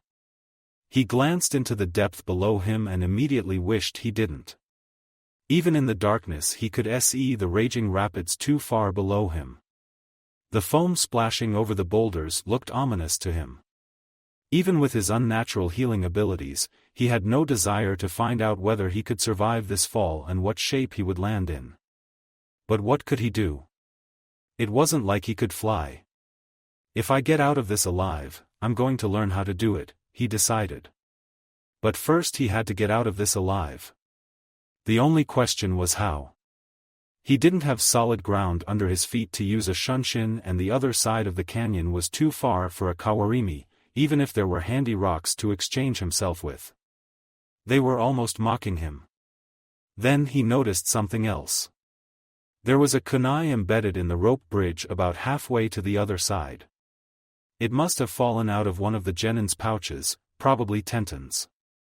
It was still a stretch, but it was a performable feat. He wasted no time and switched himself with it.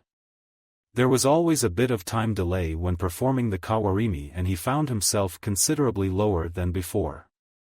But thanks to the bridge's swinging, it also brought him closer to the other side of the valley. A quick glance to the cliffside showed him a handy boulder for another kawarimi. He performed it immediately. He landed hard, but he was thankfully in one piece and conscious. His feet slid over the edge, but he used chakra to stick to the rock. It was instinct now. Tenzo knew well what to teach his students.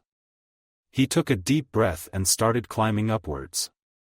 He prayed that his genin were all right. Near the end of the bridge, "Ow," Tenten groaned.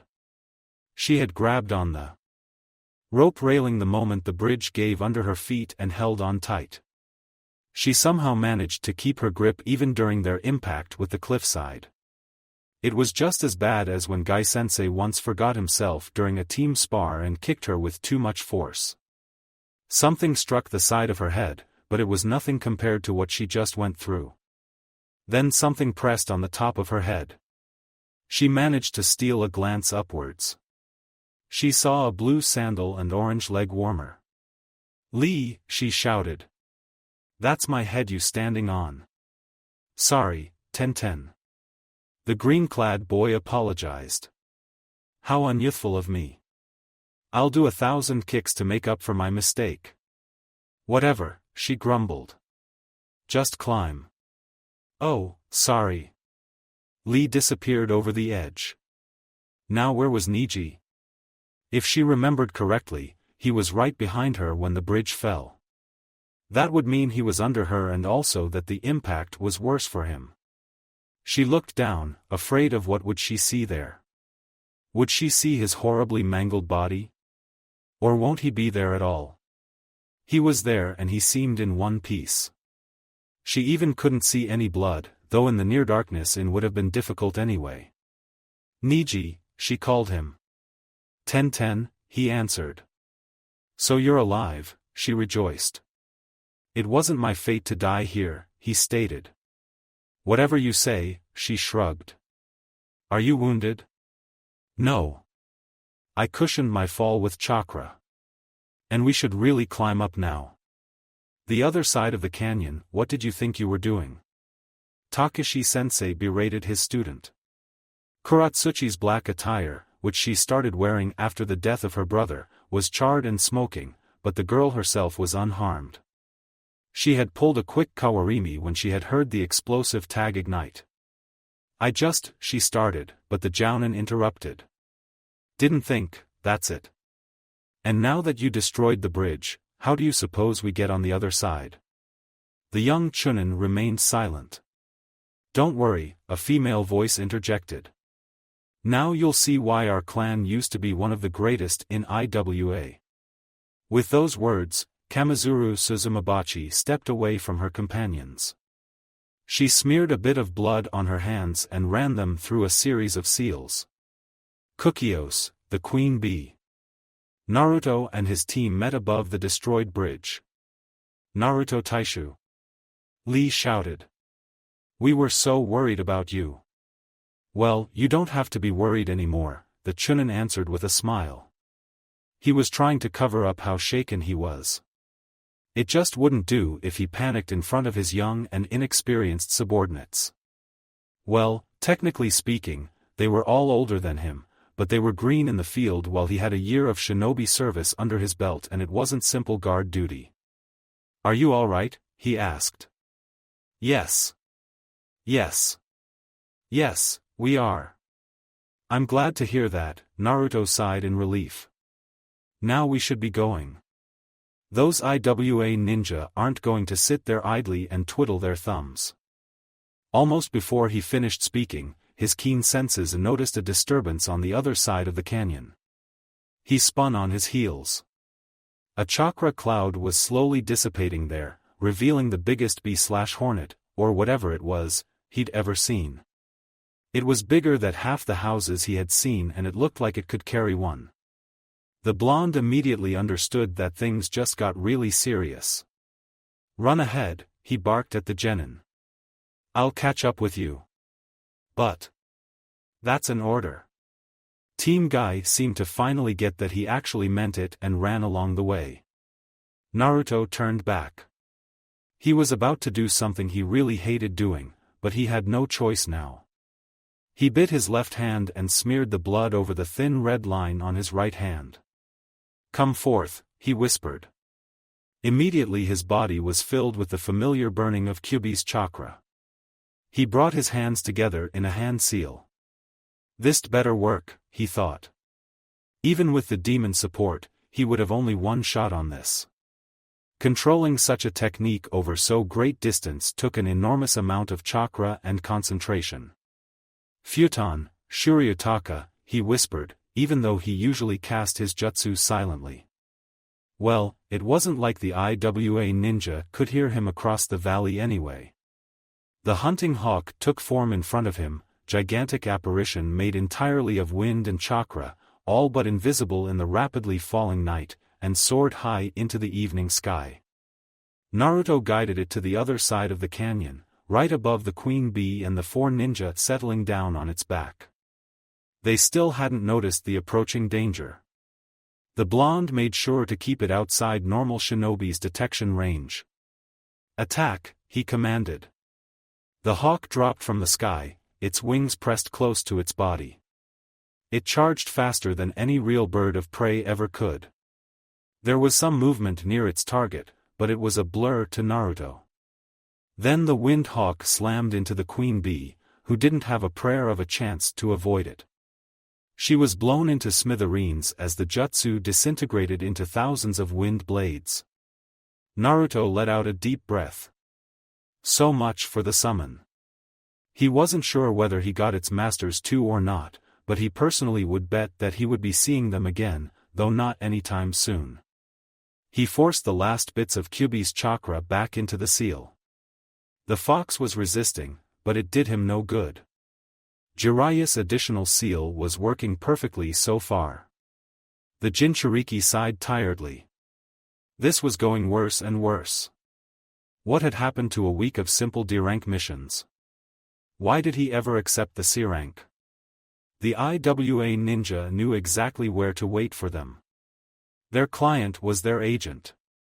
He could easily see how they had planned it. They would get assigned the escort mission, their client would get them into the Dancing Crane Inn, and the IWA party would slit their throats in their sleep. But then he said they would be keeping watch during the night. Michi panicked and tried to get them drunk to lower their guard. Amateur. Like it would have worked, even if Lee didn't have such a violent reaction to alcohol. But he did, and they got thrown out of the inn and the whole village. They moved forward. The IWA ninja didn't know where did they go, so they sent a scout. But then they noticed and recognized the Kamizuru clan bees and knew they were in trouble. They fought off the scout and tried to confuse their tracks, but the IWA hunters found them without any trouble. How? Was there a tracking seal on one of them? If so, why did they have to send a scout? And why would they bother to use it first place? Such a thing could be discovered and they didn't count on having to search for them. Scent track? That was more like it. His complete transformation could change scent, but it wasn't perfect. If he got the scent wrong, then the result was wrong as well. Chakra traces? Another possibility. Even if he did his best to mask the Kyuubi's Yuki, a little bit of it always leaked through. And since his clones had none, somebody well attuned to it could pick up which trail was his. Well, there was no use in musing about it now. He'd have to make precautions against all methods of tracking. He turned away from the canyon and ran after the 3 genin. The other side of the canyon, did you have to make so much lava, Rushi? I burnt myself when I fell too close to it. In fact, the burns were barely noticeable, but Suzumabachi was furious.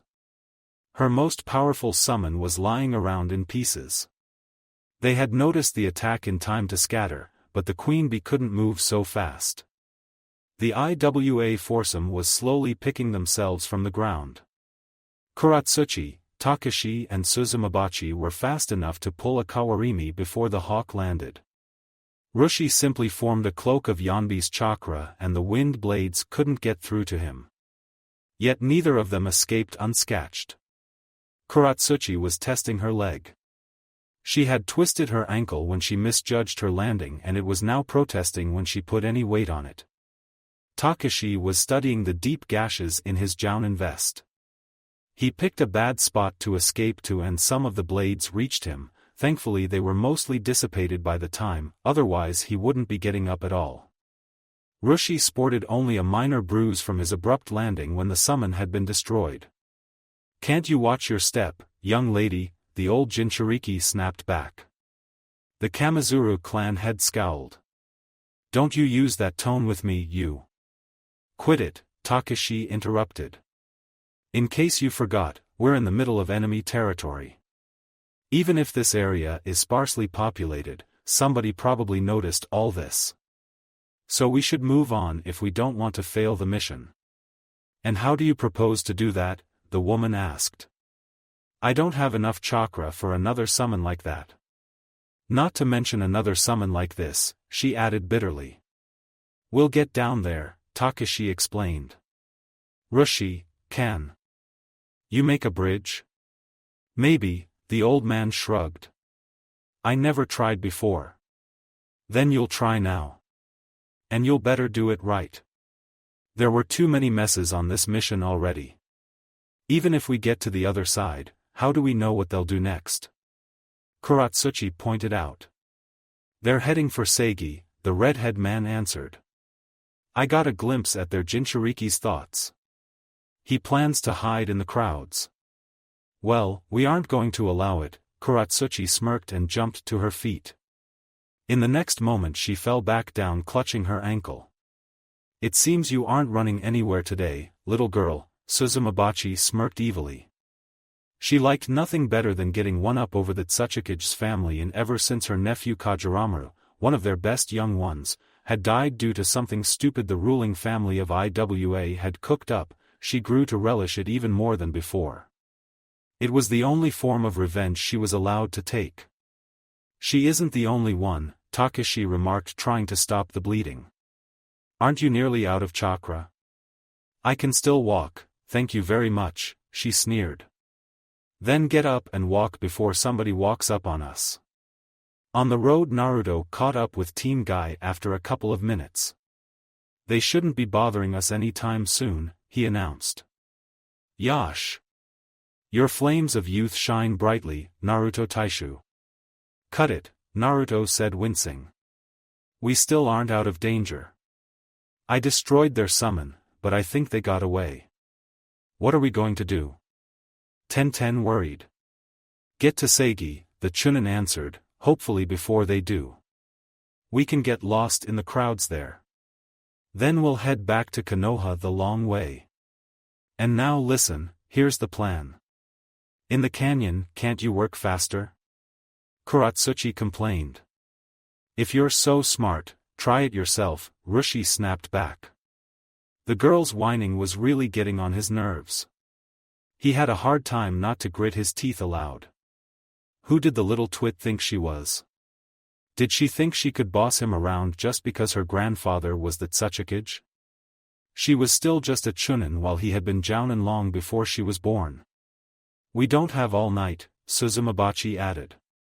The lava takes some time to cool down, he replied. What was it now? An official Piketrushi day? He really didn't like their attitude.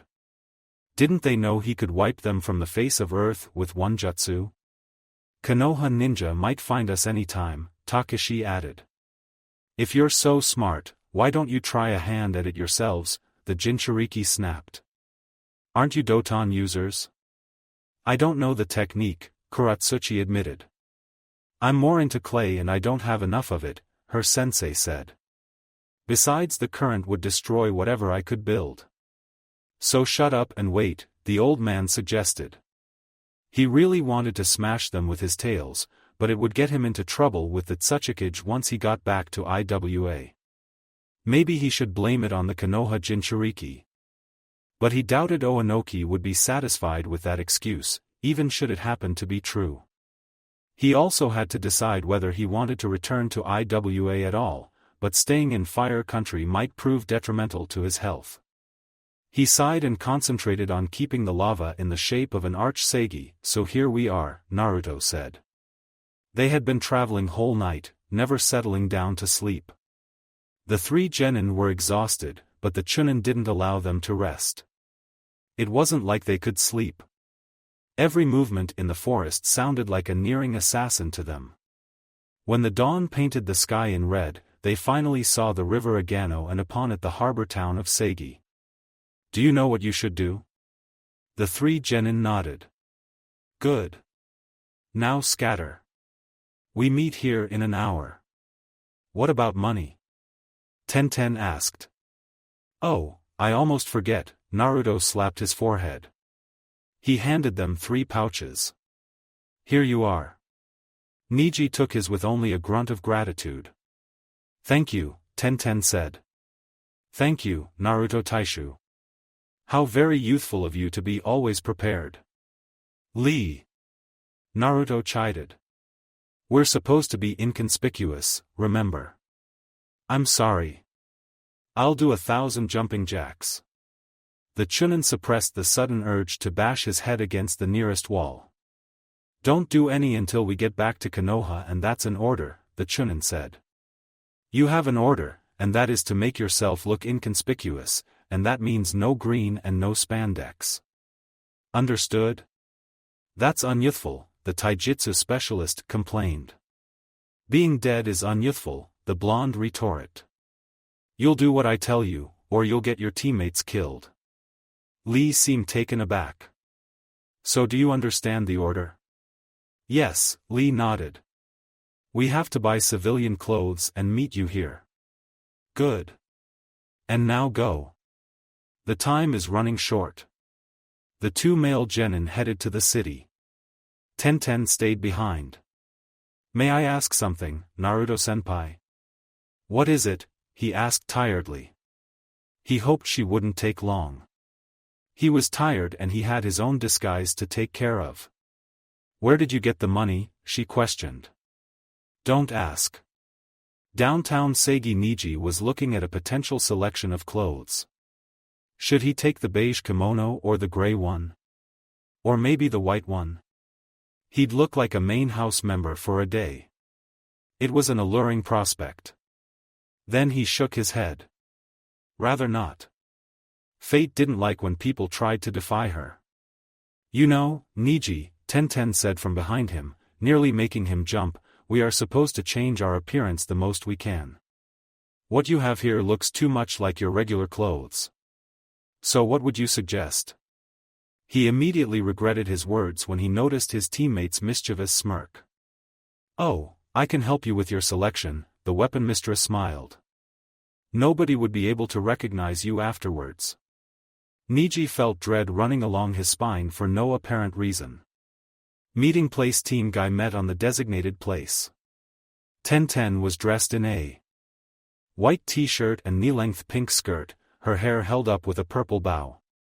Niji ended up cross-dressed as a girl, in a long purple kimono with white cherry blossom pattern, a purple scarf covering his branded forehead and large ornate sunglasses hiding his white eyes.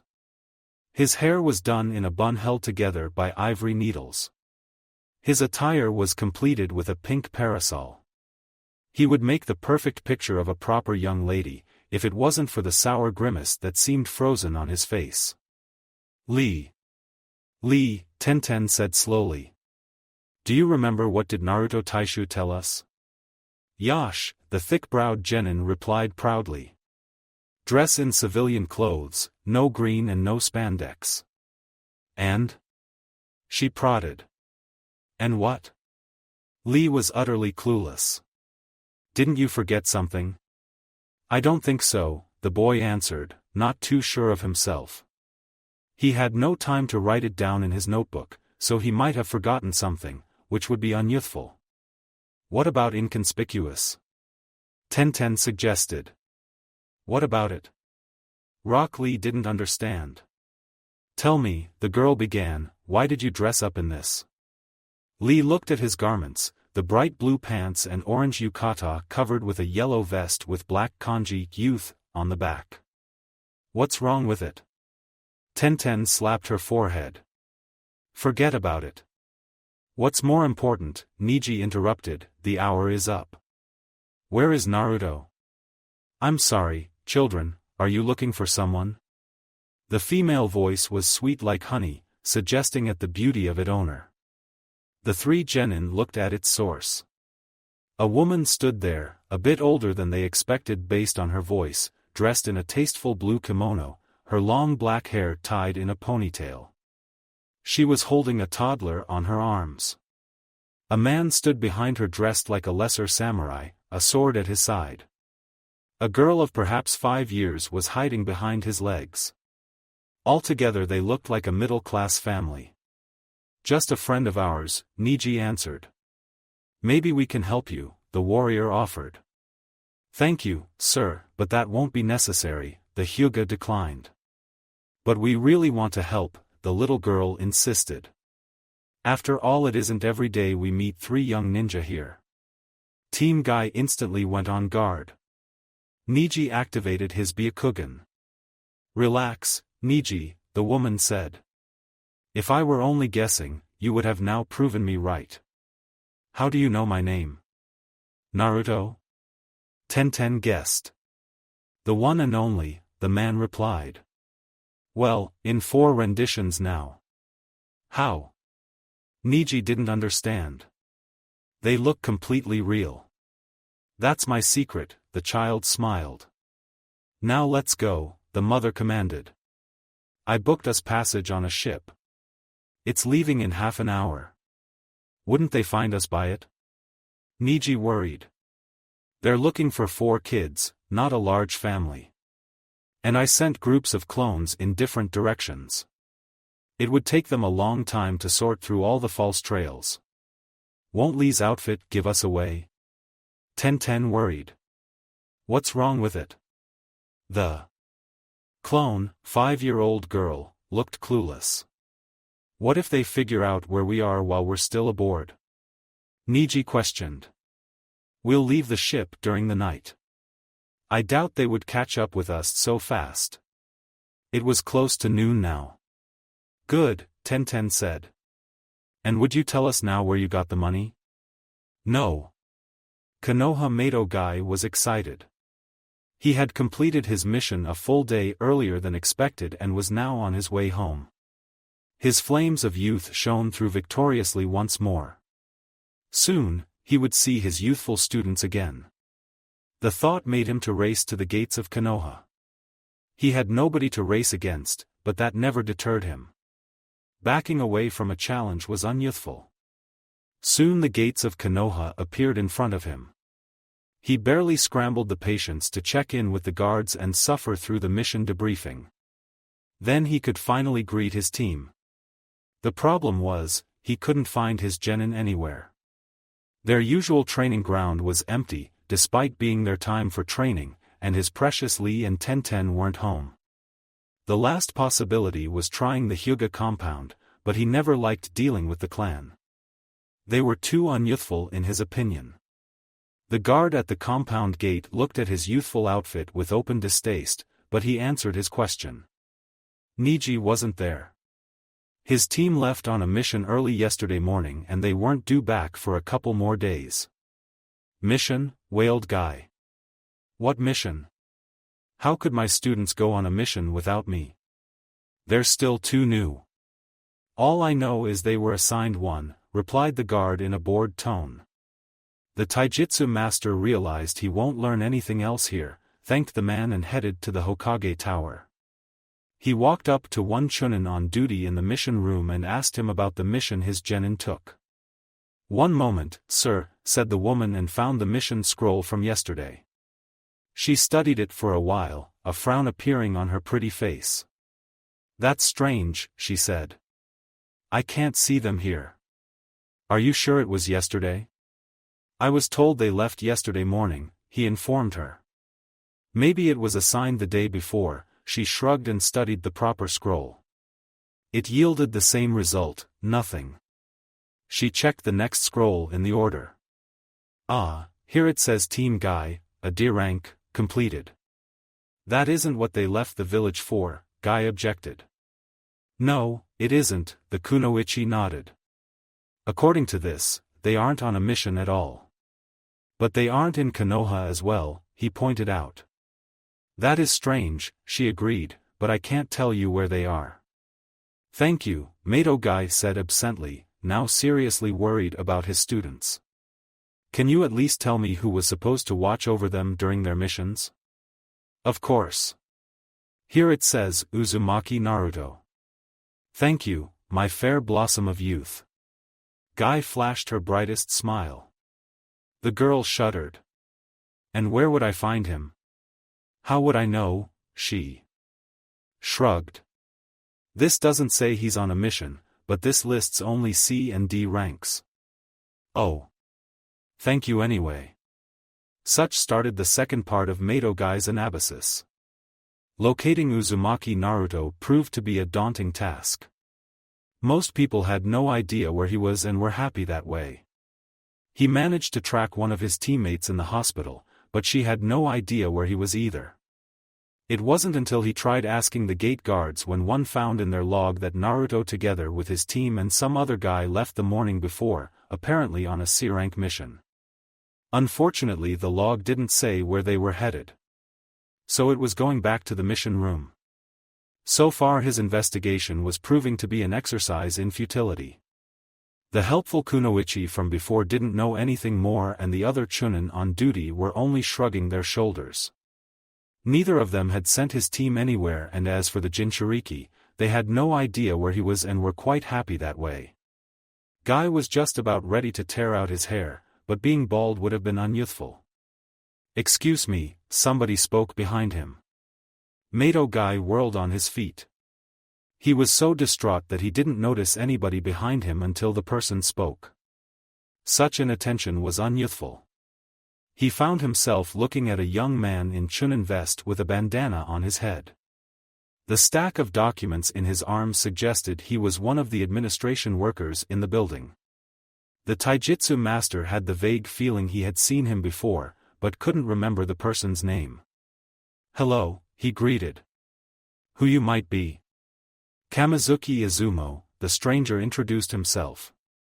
I heard you were looking for your team. Guy wasn't exactly quiet in his questioning. You know where they are? Mato Guy's eyes lit with hope. I don't know that, Izumo replied, but I happened to be here yesterday when they were given their mission. Thank you very much. The beautiful green beast nearly started shedding manly tears of joy. You're welcome, the Chunin smiled. It was hard not to notice them. Naruto was arguing quite loudly that they shouldn't be sent on a C-rank mission. I couldn't linger here, but I'd wager he accepted in the end. Thank you, shouted Guy and embraced the startled Chunin. Your flames of youth burned so bright. Izumo was so shocked that he dropped his paperwork. He watched the documents floating around to room, desperately trying not to think about the green-clad man currently squeezing him. Needless to say, it was an impossible task. Finally the taijutsu master released him and the Chunin could breathe freely. But he was too hasty in thinking he was safe. The next moment his ears nearly burst from the sound of Guy's shout. So which most unyouthful person sent my youthful students on a mission and lied about it? Complete silence was his only answer. Ah, Guy-san, Izumo said trying to get rid of the ringing in his ears, I don't think he's here. You know who it was? The Chunin found himself once again the center of the Jounin's attention. He didn't like it one bit. I saw him, he answered. A gray-haired young man with a bandana and a sour face. I think he might be teaching at the academy, but I'm not sure. Then let's go find him. Guy shouted and sprinted towards the academy. Izumo sighed. He reached to pick his strewn pile of documents from the ground, but then paused. If a team of Konoha shinobi got lost, and one of them was Uzumaki Naruto, then the Hokage would surely want to hear about it. He left the papers be and jogged towards the Hokage's office. Aboard the ship they had one cabin for themselves. Naruto still refused to reveal where he got the money for it. The three genin were resting, only Naruto remained awake. He had to, otherwise his clones and henge would dissipate. It was hard for him to stay awake for so long, especially after a battle, but he had gone through worse on the front lines. Naruto Taishu? The Chunin startled. He didn't realize there was somebody else awake in the room. That was bad. If his awareness was slipping like this, the IWA squad might be able to sneak up on them. Niji? May I ask you a question?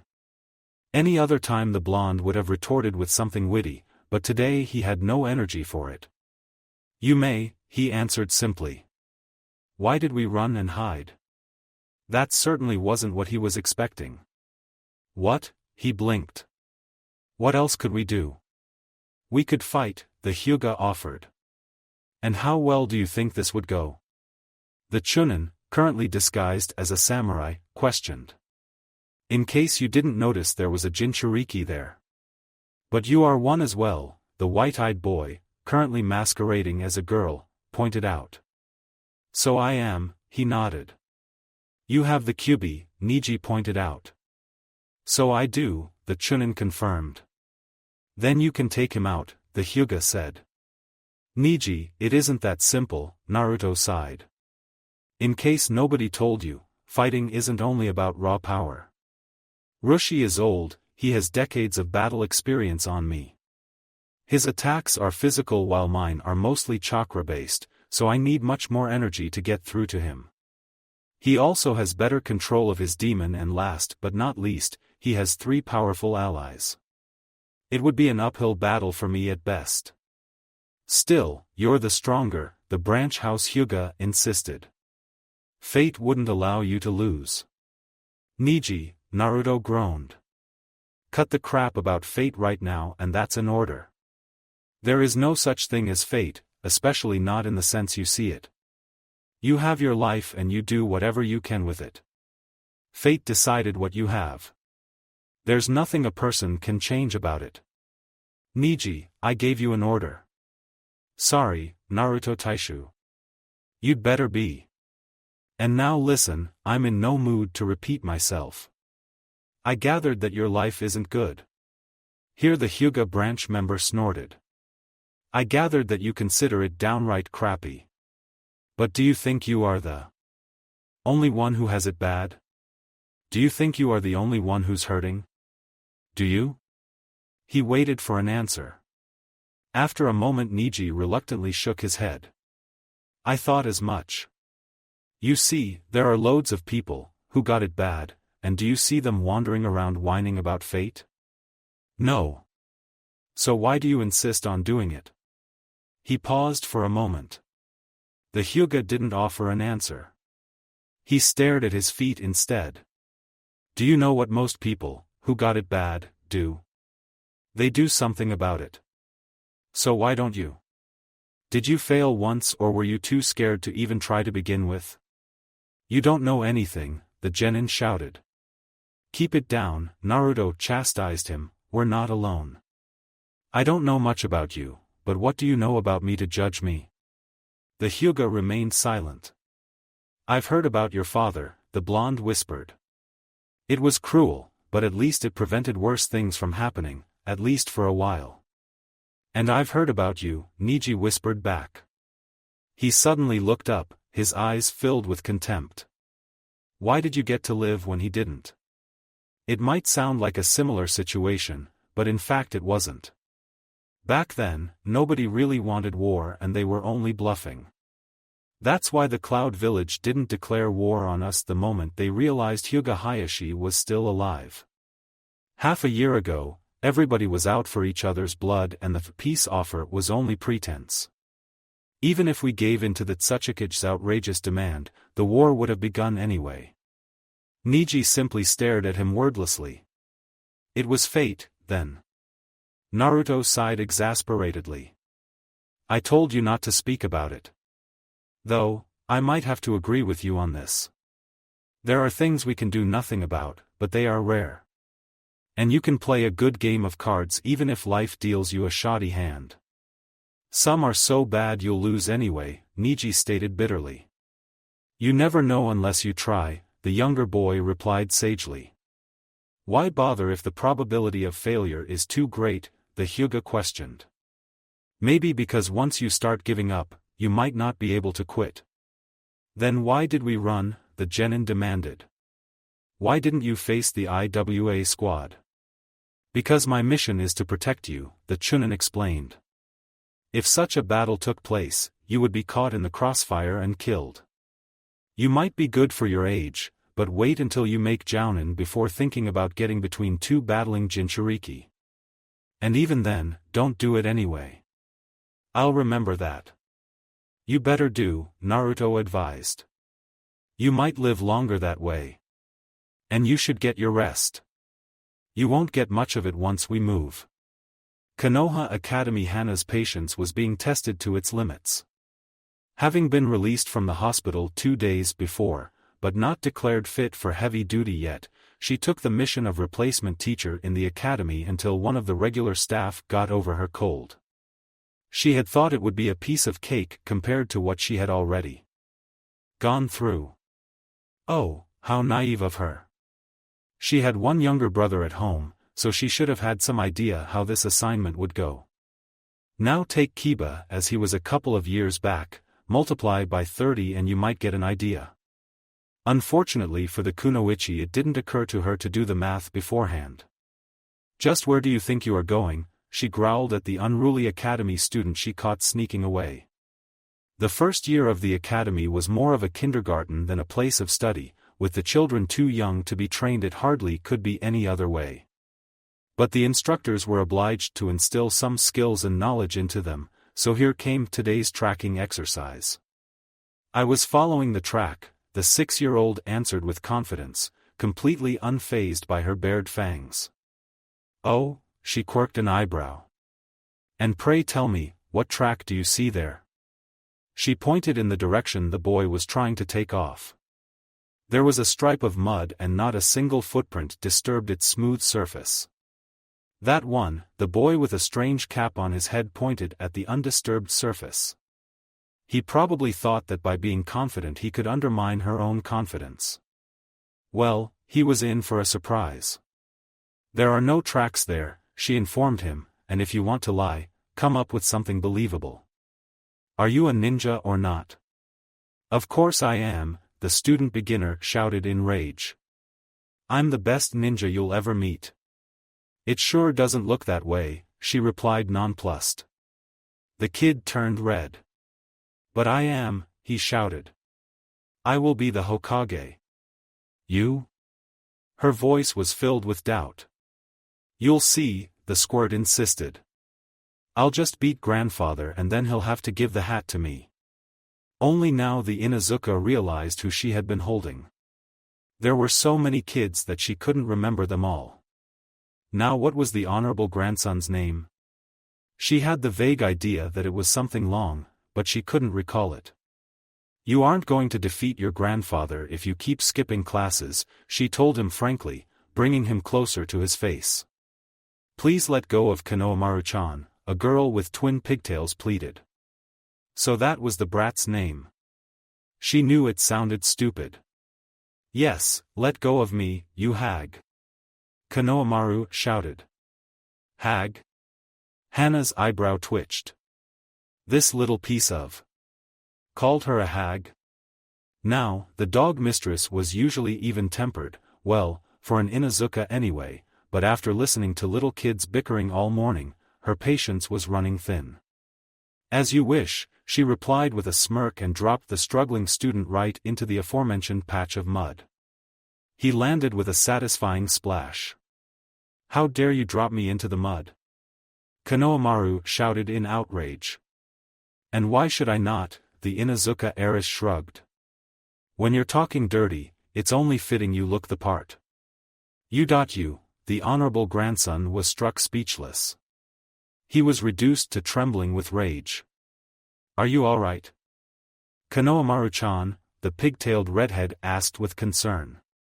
He'll live, a dark-haired boy with a runny nose said, but I'm worried about the teacher. There's no telling what he'll do to her. I think she can take care of herself, Udon-chan, the girl replied. You know how Konohamaru-kun gets when he's pissed, Moegi, Udon countered. Stop it, the three of you, Hana interrupted them, and returned to the rest of the class. Udon and Moegi obeyed quickly, dragging the still seething Konohamaru with them. They returned to the group. The other instructor, a chunin by the name Suzum Namaida, welcomed her with a nod. I see you caught them. It wasn't hard, the Inuzuka replied. You are getting the hang of it, the older woman smiled. It's easy when there are four of us, Hana smiled back, looking at her canine partners. The Haimaru siblings were running in circles around the group, herding in any wayward students. They were no sheepdogs, but they learned quickly. Only the very best got through them. Maybe you should consider taking a job here on permanent basis, Suzum offered. You are good with the children. Heaven forbid, the younger Kunoichi shuddered. I don't think I could bear with them any longer. I hope Yutaka-san will get better soon, or these little hellions will drive me crazy. Really? Consider it seriously, it would get you off the front lines. The teacher couldn't understand how anybody could want to fight in the first line. Hana in turn couldn't understand how anybody could want to deal with the little hellspawns on regular basis. Battlefields aren't as stressful as this, she muttered. And where do you two think you are going? Seimo. Chen. Come back. Suzum supplied the names of students Hana couldn't remember. The two culprits reluctantly returned to the fold. And don't even try to tell us you were following a track, the Inuzuka scolded them. The exercise is already over. We're heading back. You wouldn't want to miss lunch, now would you? The more experienced teacher added. It had a miraculous effect on the students' morale. Now they raced who would be the first back in the academy building. It took a while to make sure that no stragglers remained in the training grounds, but eventually they could call the exercise successfully finished. Hana had her doubts if they would retain anything of the knowledge she tried to impart on them, but that wasn't her problem anymore. Now she was going to have a nice, tasty luncheon then. Well, then she would have to teach another class. But she wasn't going to let that prospect ruin her meal. But her ideal noon break wasn't going to be. As soon as she took out her bento, her ears picked up a loud shout. That in itself wasn't strange in the building filled with unruly kids and their frustrated teachers, but this one was a grown man's voice. And although she couldn't be sure thanks to all the walls distorting the sound, she thought she heard her young teammate's name being called. That of course piqued her interest, so she took off to investigate. It didn't take her long to locate the source of the disturbance. She came upon a tall man with a bowl cut dressed in green spandex and jounin vest, currently manhandling one of the academy teachers. The silver-haired man, whose name slipped from her mind, was looking scared. "What's going on in here?" she shouted, putting all the authority of a clan heir into her voice. "He's crazy," the Chunin screamed. "He's trying to kill me." Hana somewhat doubted it. The other man looked like a jounin, and if he was really trying to kill him, he would have been already dead. "Tell me, where are my students?" the black-haired man bellowed. "I don't know, what are you talking about?" his captive defended. But he smelled like lies to Hana's nose. It was almost drowned by his stench of fear, but she could detect it nevertheless. "Really, what's going on here?" a new voice entered the discussion. The Inuzuka turned to look at the speaker. It was a young Chunin with a high ponytail and a scar across his face. She recognized him as Yumino Irika, teacher of her brother Kiba. "This unyouthful person sent my youthful students on a mission they weren't ready for." "That's not true," the silver-haired Chunin gasped. Irika took a moment to process the sentence. "Gai-san, please release Mizuki-san. We can talk about it like civilized people." Gai showed no intention to obey. "He might try to run." "Why would he run?" Irika objected. "And how could he outrun you?" That convinced the taijutsu master. He dropped his captive unceremoniously on the ground. Mizuki slid along the wall, breathing heavily. "He's insane," he gasped. "Where did you send my students?" Gai scowled at him. Mizuki turned pleading eyes to Irika. "Help me here." "First say, where is my team?" the jounin demanded. "Why do you think he knows where is your team, Mato-san?" the scarred Chunin interjected.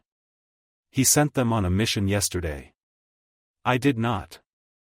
Mizuki protested. "They saw you." Mato Gai accused. "Who did?" Irika questioned. "That's not true." Mizuki protested. "That one Chunin," Gai answered. "I can't remember his name." "And what exactly did he see?" Irika inquired. "He saw Uzumaki arguing with him that he couldn't accept a C rank with a fresh team." "Naruto?" Irika frowned. "What does that boy have to do with anything?" "So my teammate was with them?" Hana asked. "Your teammate?" Mizuki asked. The look in his eyes at the moment. It was gone too quickly to be properly identified, but the kunoichi didn't like it. "Yes," she confirmed. "So where did you send them?" "I didn't send them anywhere," he replied. "They refused the mission." "Then why did they leave Konoha?" Gai inquired. "How would I know what was the demon brat thinking?" Mizuki spat. "Don't talk about Naruto that way," Hana growled. "And by the way, you smell of lies. Lies and fear." Now, Irika interjected. "What are you accusing my colleague of?" "I'm not accusing him of anything," the Inuzuka answered. "I'm merely stating the facts." "So spill it. What did you do?" The Haimaru growled and bared their teeth. Mizuki visibly paled. "Nothing," he refused to change his story. "Get them off me." "Not until you tell the truth," she informed him. Lying is so unyouthful, Guy added. Now let him be, Irika defended his friend. He already said he didn't do it. And we already said we don't believe him, Hana shot back. So you better spill your guts soon or my darlings will do it for you. They didn't have lunch yet and neither did I. Mizuki was now shaking. They're both insane. Are we? The brunette raised an eyebrow. And shouldn't you humor the lunatics, lest there is no telling what they might do? Before anything else could be said, two ANBU appeared in the hallway. Following behind them was the figure of a Chunin Hana was familiar with. That's him, Izumo pointed at Mizuki, who was still squirming on the ground. It wasn't me, the accused shrieked. What's going on? Irika demanded. Tuji Mizuki, you're under arrest, one of the ANBU declared. That must be some mistake, Irika said. He couldn't believe what he was seeing. He knew Mizuki since their academy days. The man wouldn't do anything wrong. Would he? I didn't do anything, Mizuki protested, but the ANBU paid him no heed. They grabbed the silver-haired Chunin and roughly pulled him to his feet. They dragged him away without any delay. What is this all about, Izumo-san? Irika turned to the person he knew the best. Mizuki assigned a C-rank mission to a fresh genin team, his team, he pointed at Guy, and their temporary Chunin commander, despite their protests. He didn't make any record of the mission assigned. Then maybe the mission wasn't assigned at all, Irika tried. It was, Izumo corrected. The team left and showed the mission scroll to the guards. They even had their client with them. That must be some mistake, the scarred Chunin shook his head. Mizuki wouldn't do that. He wouldn't endanger 3 innocent children. For, Hana growled. Himura growled with her. What? Irika asked startled. There are 4 innocent children, the Inuzuka clarified. Or did you forget about Naruto? I didn't, the Chunin answered. Then why didn't you count him, she demanded. Because he's what? She prodded. He's already a Chunin, Irika stammered, hoping the answer would placate her. Hn, Hana growled. She knew very well that this wasn't what he wanted to say, but decided not to pursue the matter. He's younger than them. My poor youthful students, Guy wailed. What happened to them? Before you tear up each other, Izumo interjected, the Hokage wants to see the 2 of you. Let's go. Guy shouted and sprinted towards the tower. Hana followed behind him at a slower pace. Forest Konoha was low on manpower, that's what the Hokage had said, and couldn't afford to send too many of its elites to chase after 1 genin team and 1 Jinchuriki, who maybe weren't even in trouble. Mizuki hadn't cracked yet when they left. Also most of their troops were tied on war-related duty somewhere and they couldn't afford to pull them on such mission. So it was now only her, Mato Guy and 1 Hatake Kakashi. Hana remembered the man. He was one of the ANBU guards accompanying the Hokage to the fateful Chunin exams. She had also heard about his reputation. The only surviving student of the Yondaime Hokage, known also as the Copy Ninja or Sharingan no Kakashi, feared by enemies, hated by the Uchiha clan. She had taken an instant dislike towards the man. He had answered the summons to the Hokage's office late, openly reading Ika Ika Paradise, another thing he was notorious for. But she was glad he was with them, even when Guy shouted at him something about his eternal rival, and Kakashi ignored him pointedly.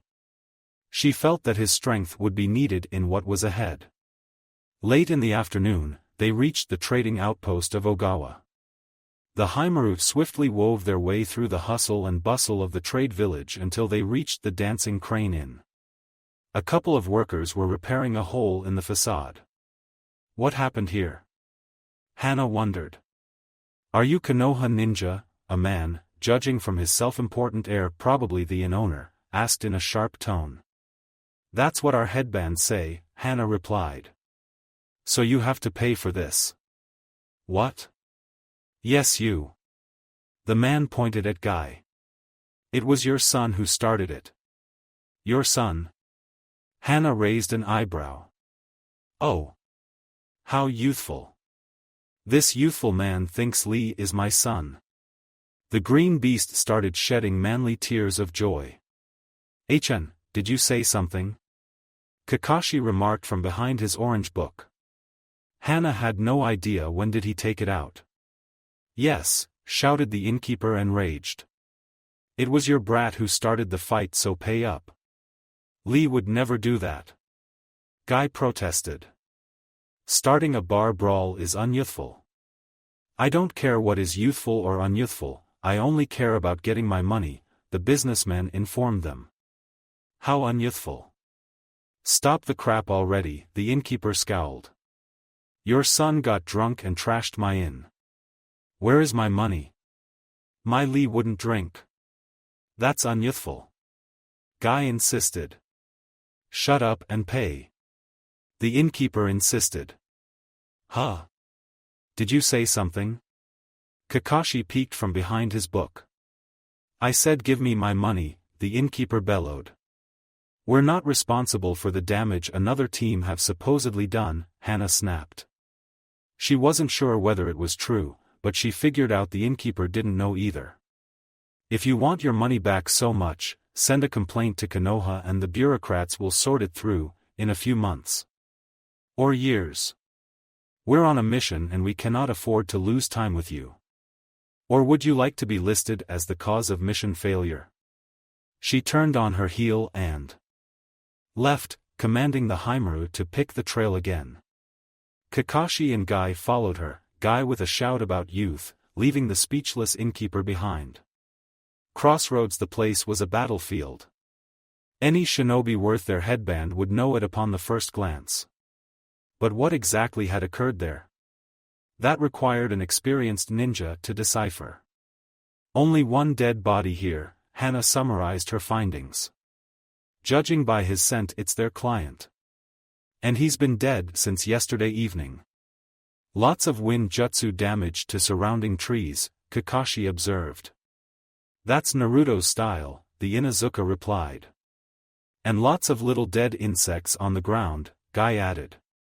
"I noticed them as well," the Kunoichi said. "They look strange." "You're right," Kakashi said, examining one of the tiny bodies closely. "Those are Kamizuru bees." "Kamizuru?" Hana's eyes widened. "The IWA clan?" "Yes," the masked man confirmed. "How did they get here?" the dog mistress wondered. "This is the opposite side of fire country than the front lines. The patrols must have been unyouthful in their duty," Guy frowned. "That doesn't matter now," Kakashi interjected. "Can you tell which way did they go, or should I summon Pakken?" "Of course I can," Hana growled. Insulting her dog's noses was one of the worst insults you could say to an Inuzuka. "They went that way," she pointed at the road to Seigi. "Both Naruto and his team and their pursuers. Naruto created multiple shadow clones and had them henge into your team to confuse the tracks, but the IWA group didn't fall for it.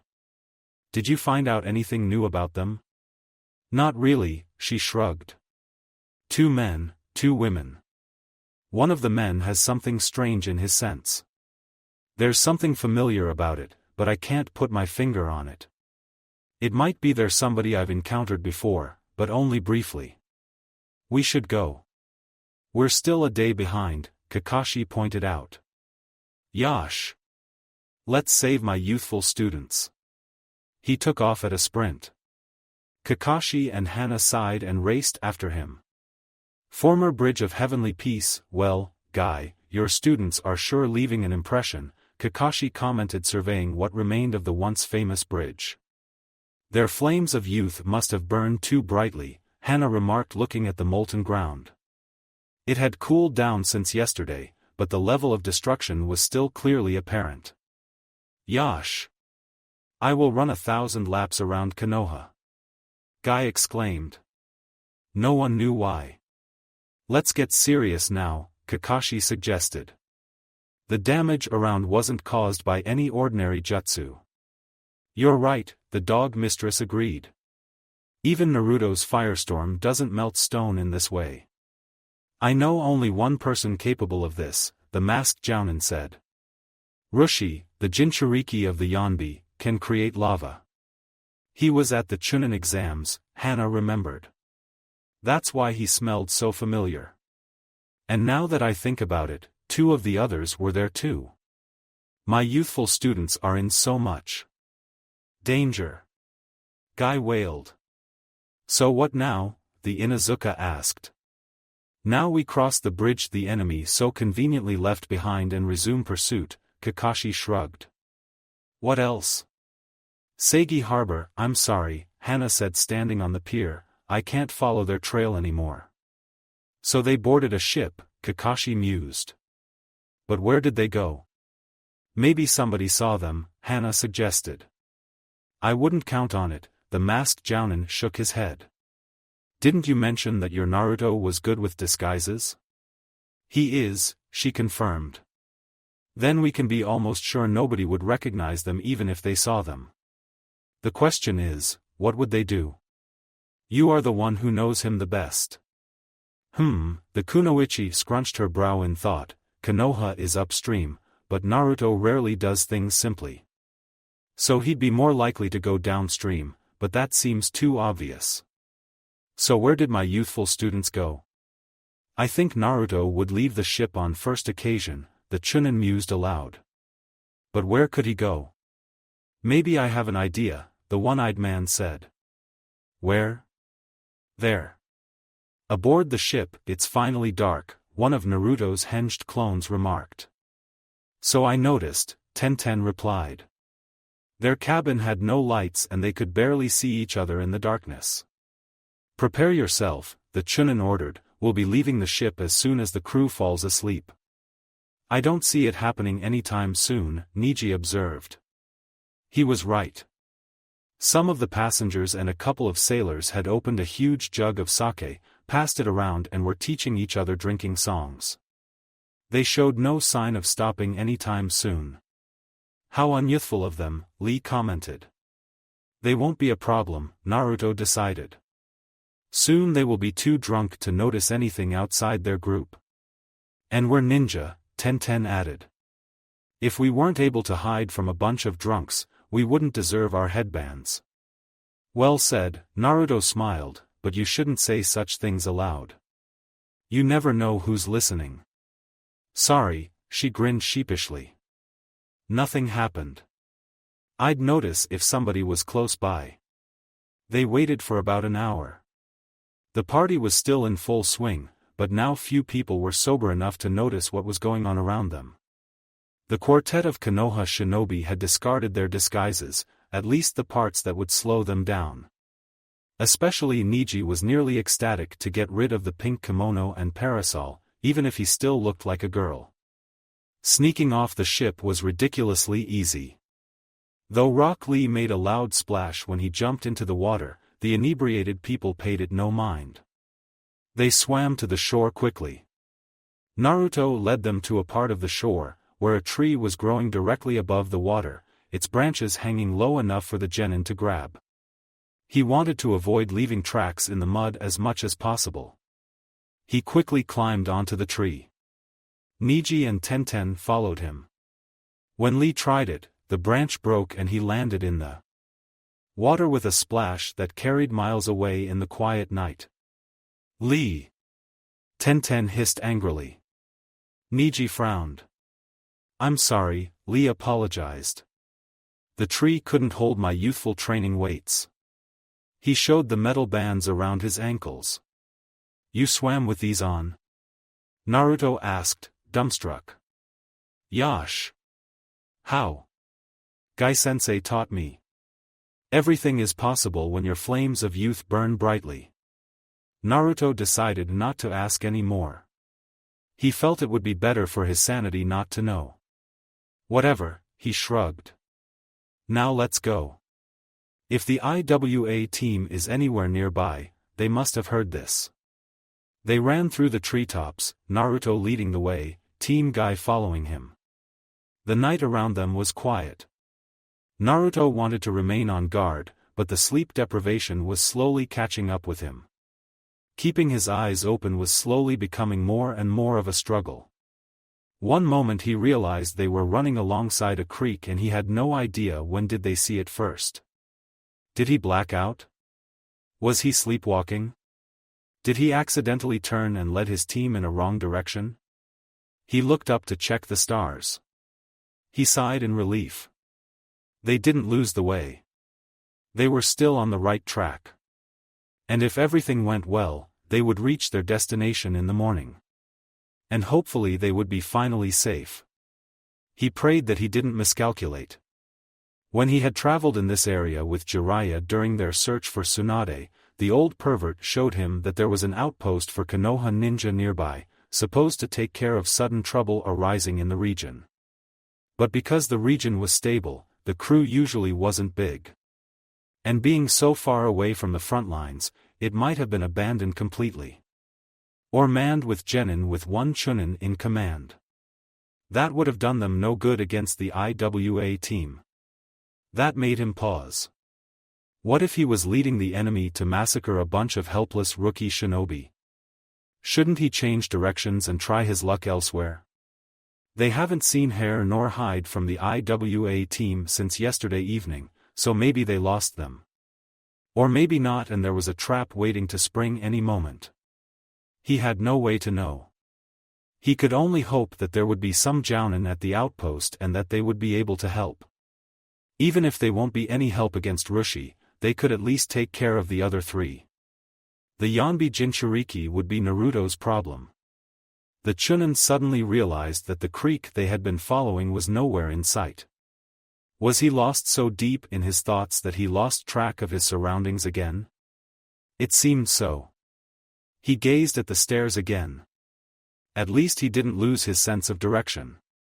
It would be really embarrassing if they got caught by the IWA team because they were unable to locate the base.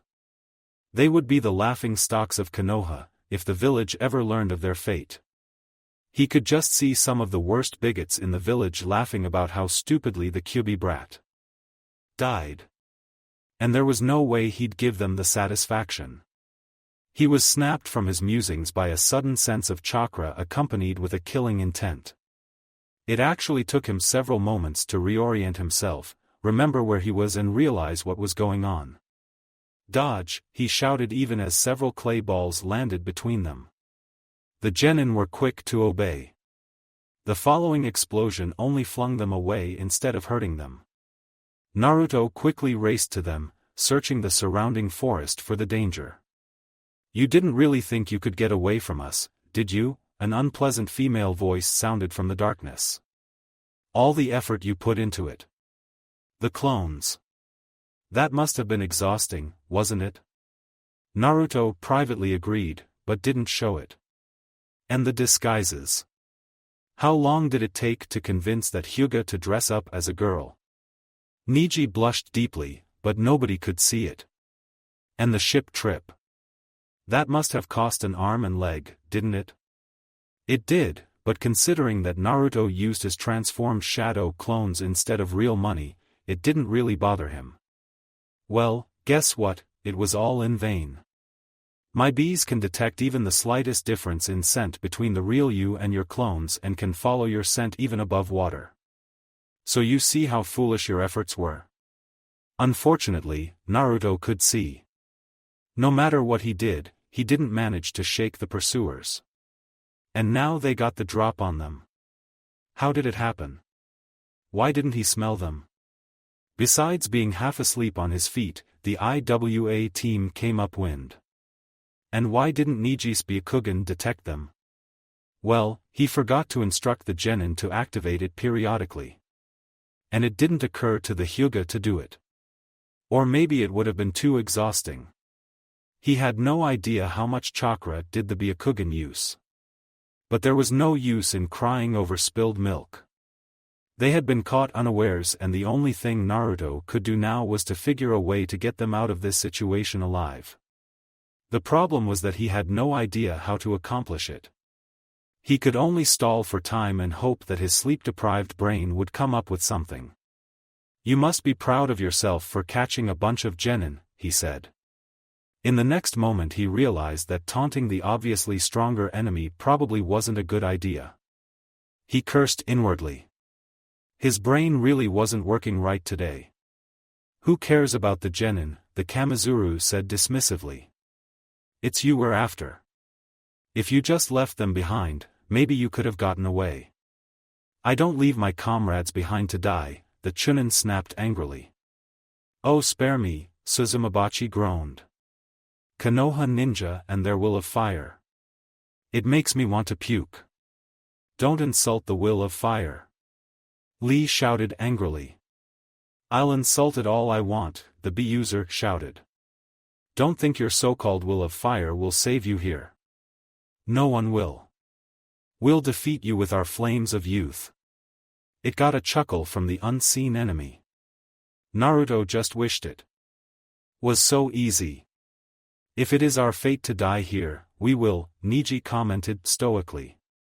The whiskered Chunin suppressed a sudden urge to kick him. "You're going to see that Konoha ninja aren't easy to kill," the blonde stated. "Ninja? What ninja?" a male voice asked derisively. "I see only a bunch of wet-behind-the-ears kids. In fact, you are the only one worth the effort, though just barely. But we have a bit of a problem here." "What is it?" the Chunin inquired. "We can't agree which one of us gets to kill you," the man explained. "Everybody has a valid claim and we just cannot agree whose is the strongest." "Then draw straws or something," Naruto advised him. "We tried," a girl's voice explained. "Everybody cheated." "Can you stop arguing and kill them now?" yet another, irritated voice asked. "I'm getting bored here. If you don't act now, I'm doing it." "Rushi is right," the first male voice said. "Let's stop fooling around and kill them." He followed his words by throwing a ball of explosive clay on Naruto. The Chunin countered it with a kunai that deflected the projectile into the underbrush, where it exploded harmlessly. Then the battle started. Thank you for watching. I hope you enjoyed it. Make sure to like and subscribe, and don't forget to share this video with your friends. Guys, make sure to help the author by visiting the link in the description. This is Fox Sage, and I'm signing off.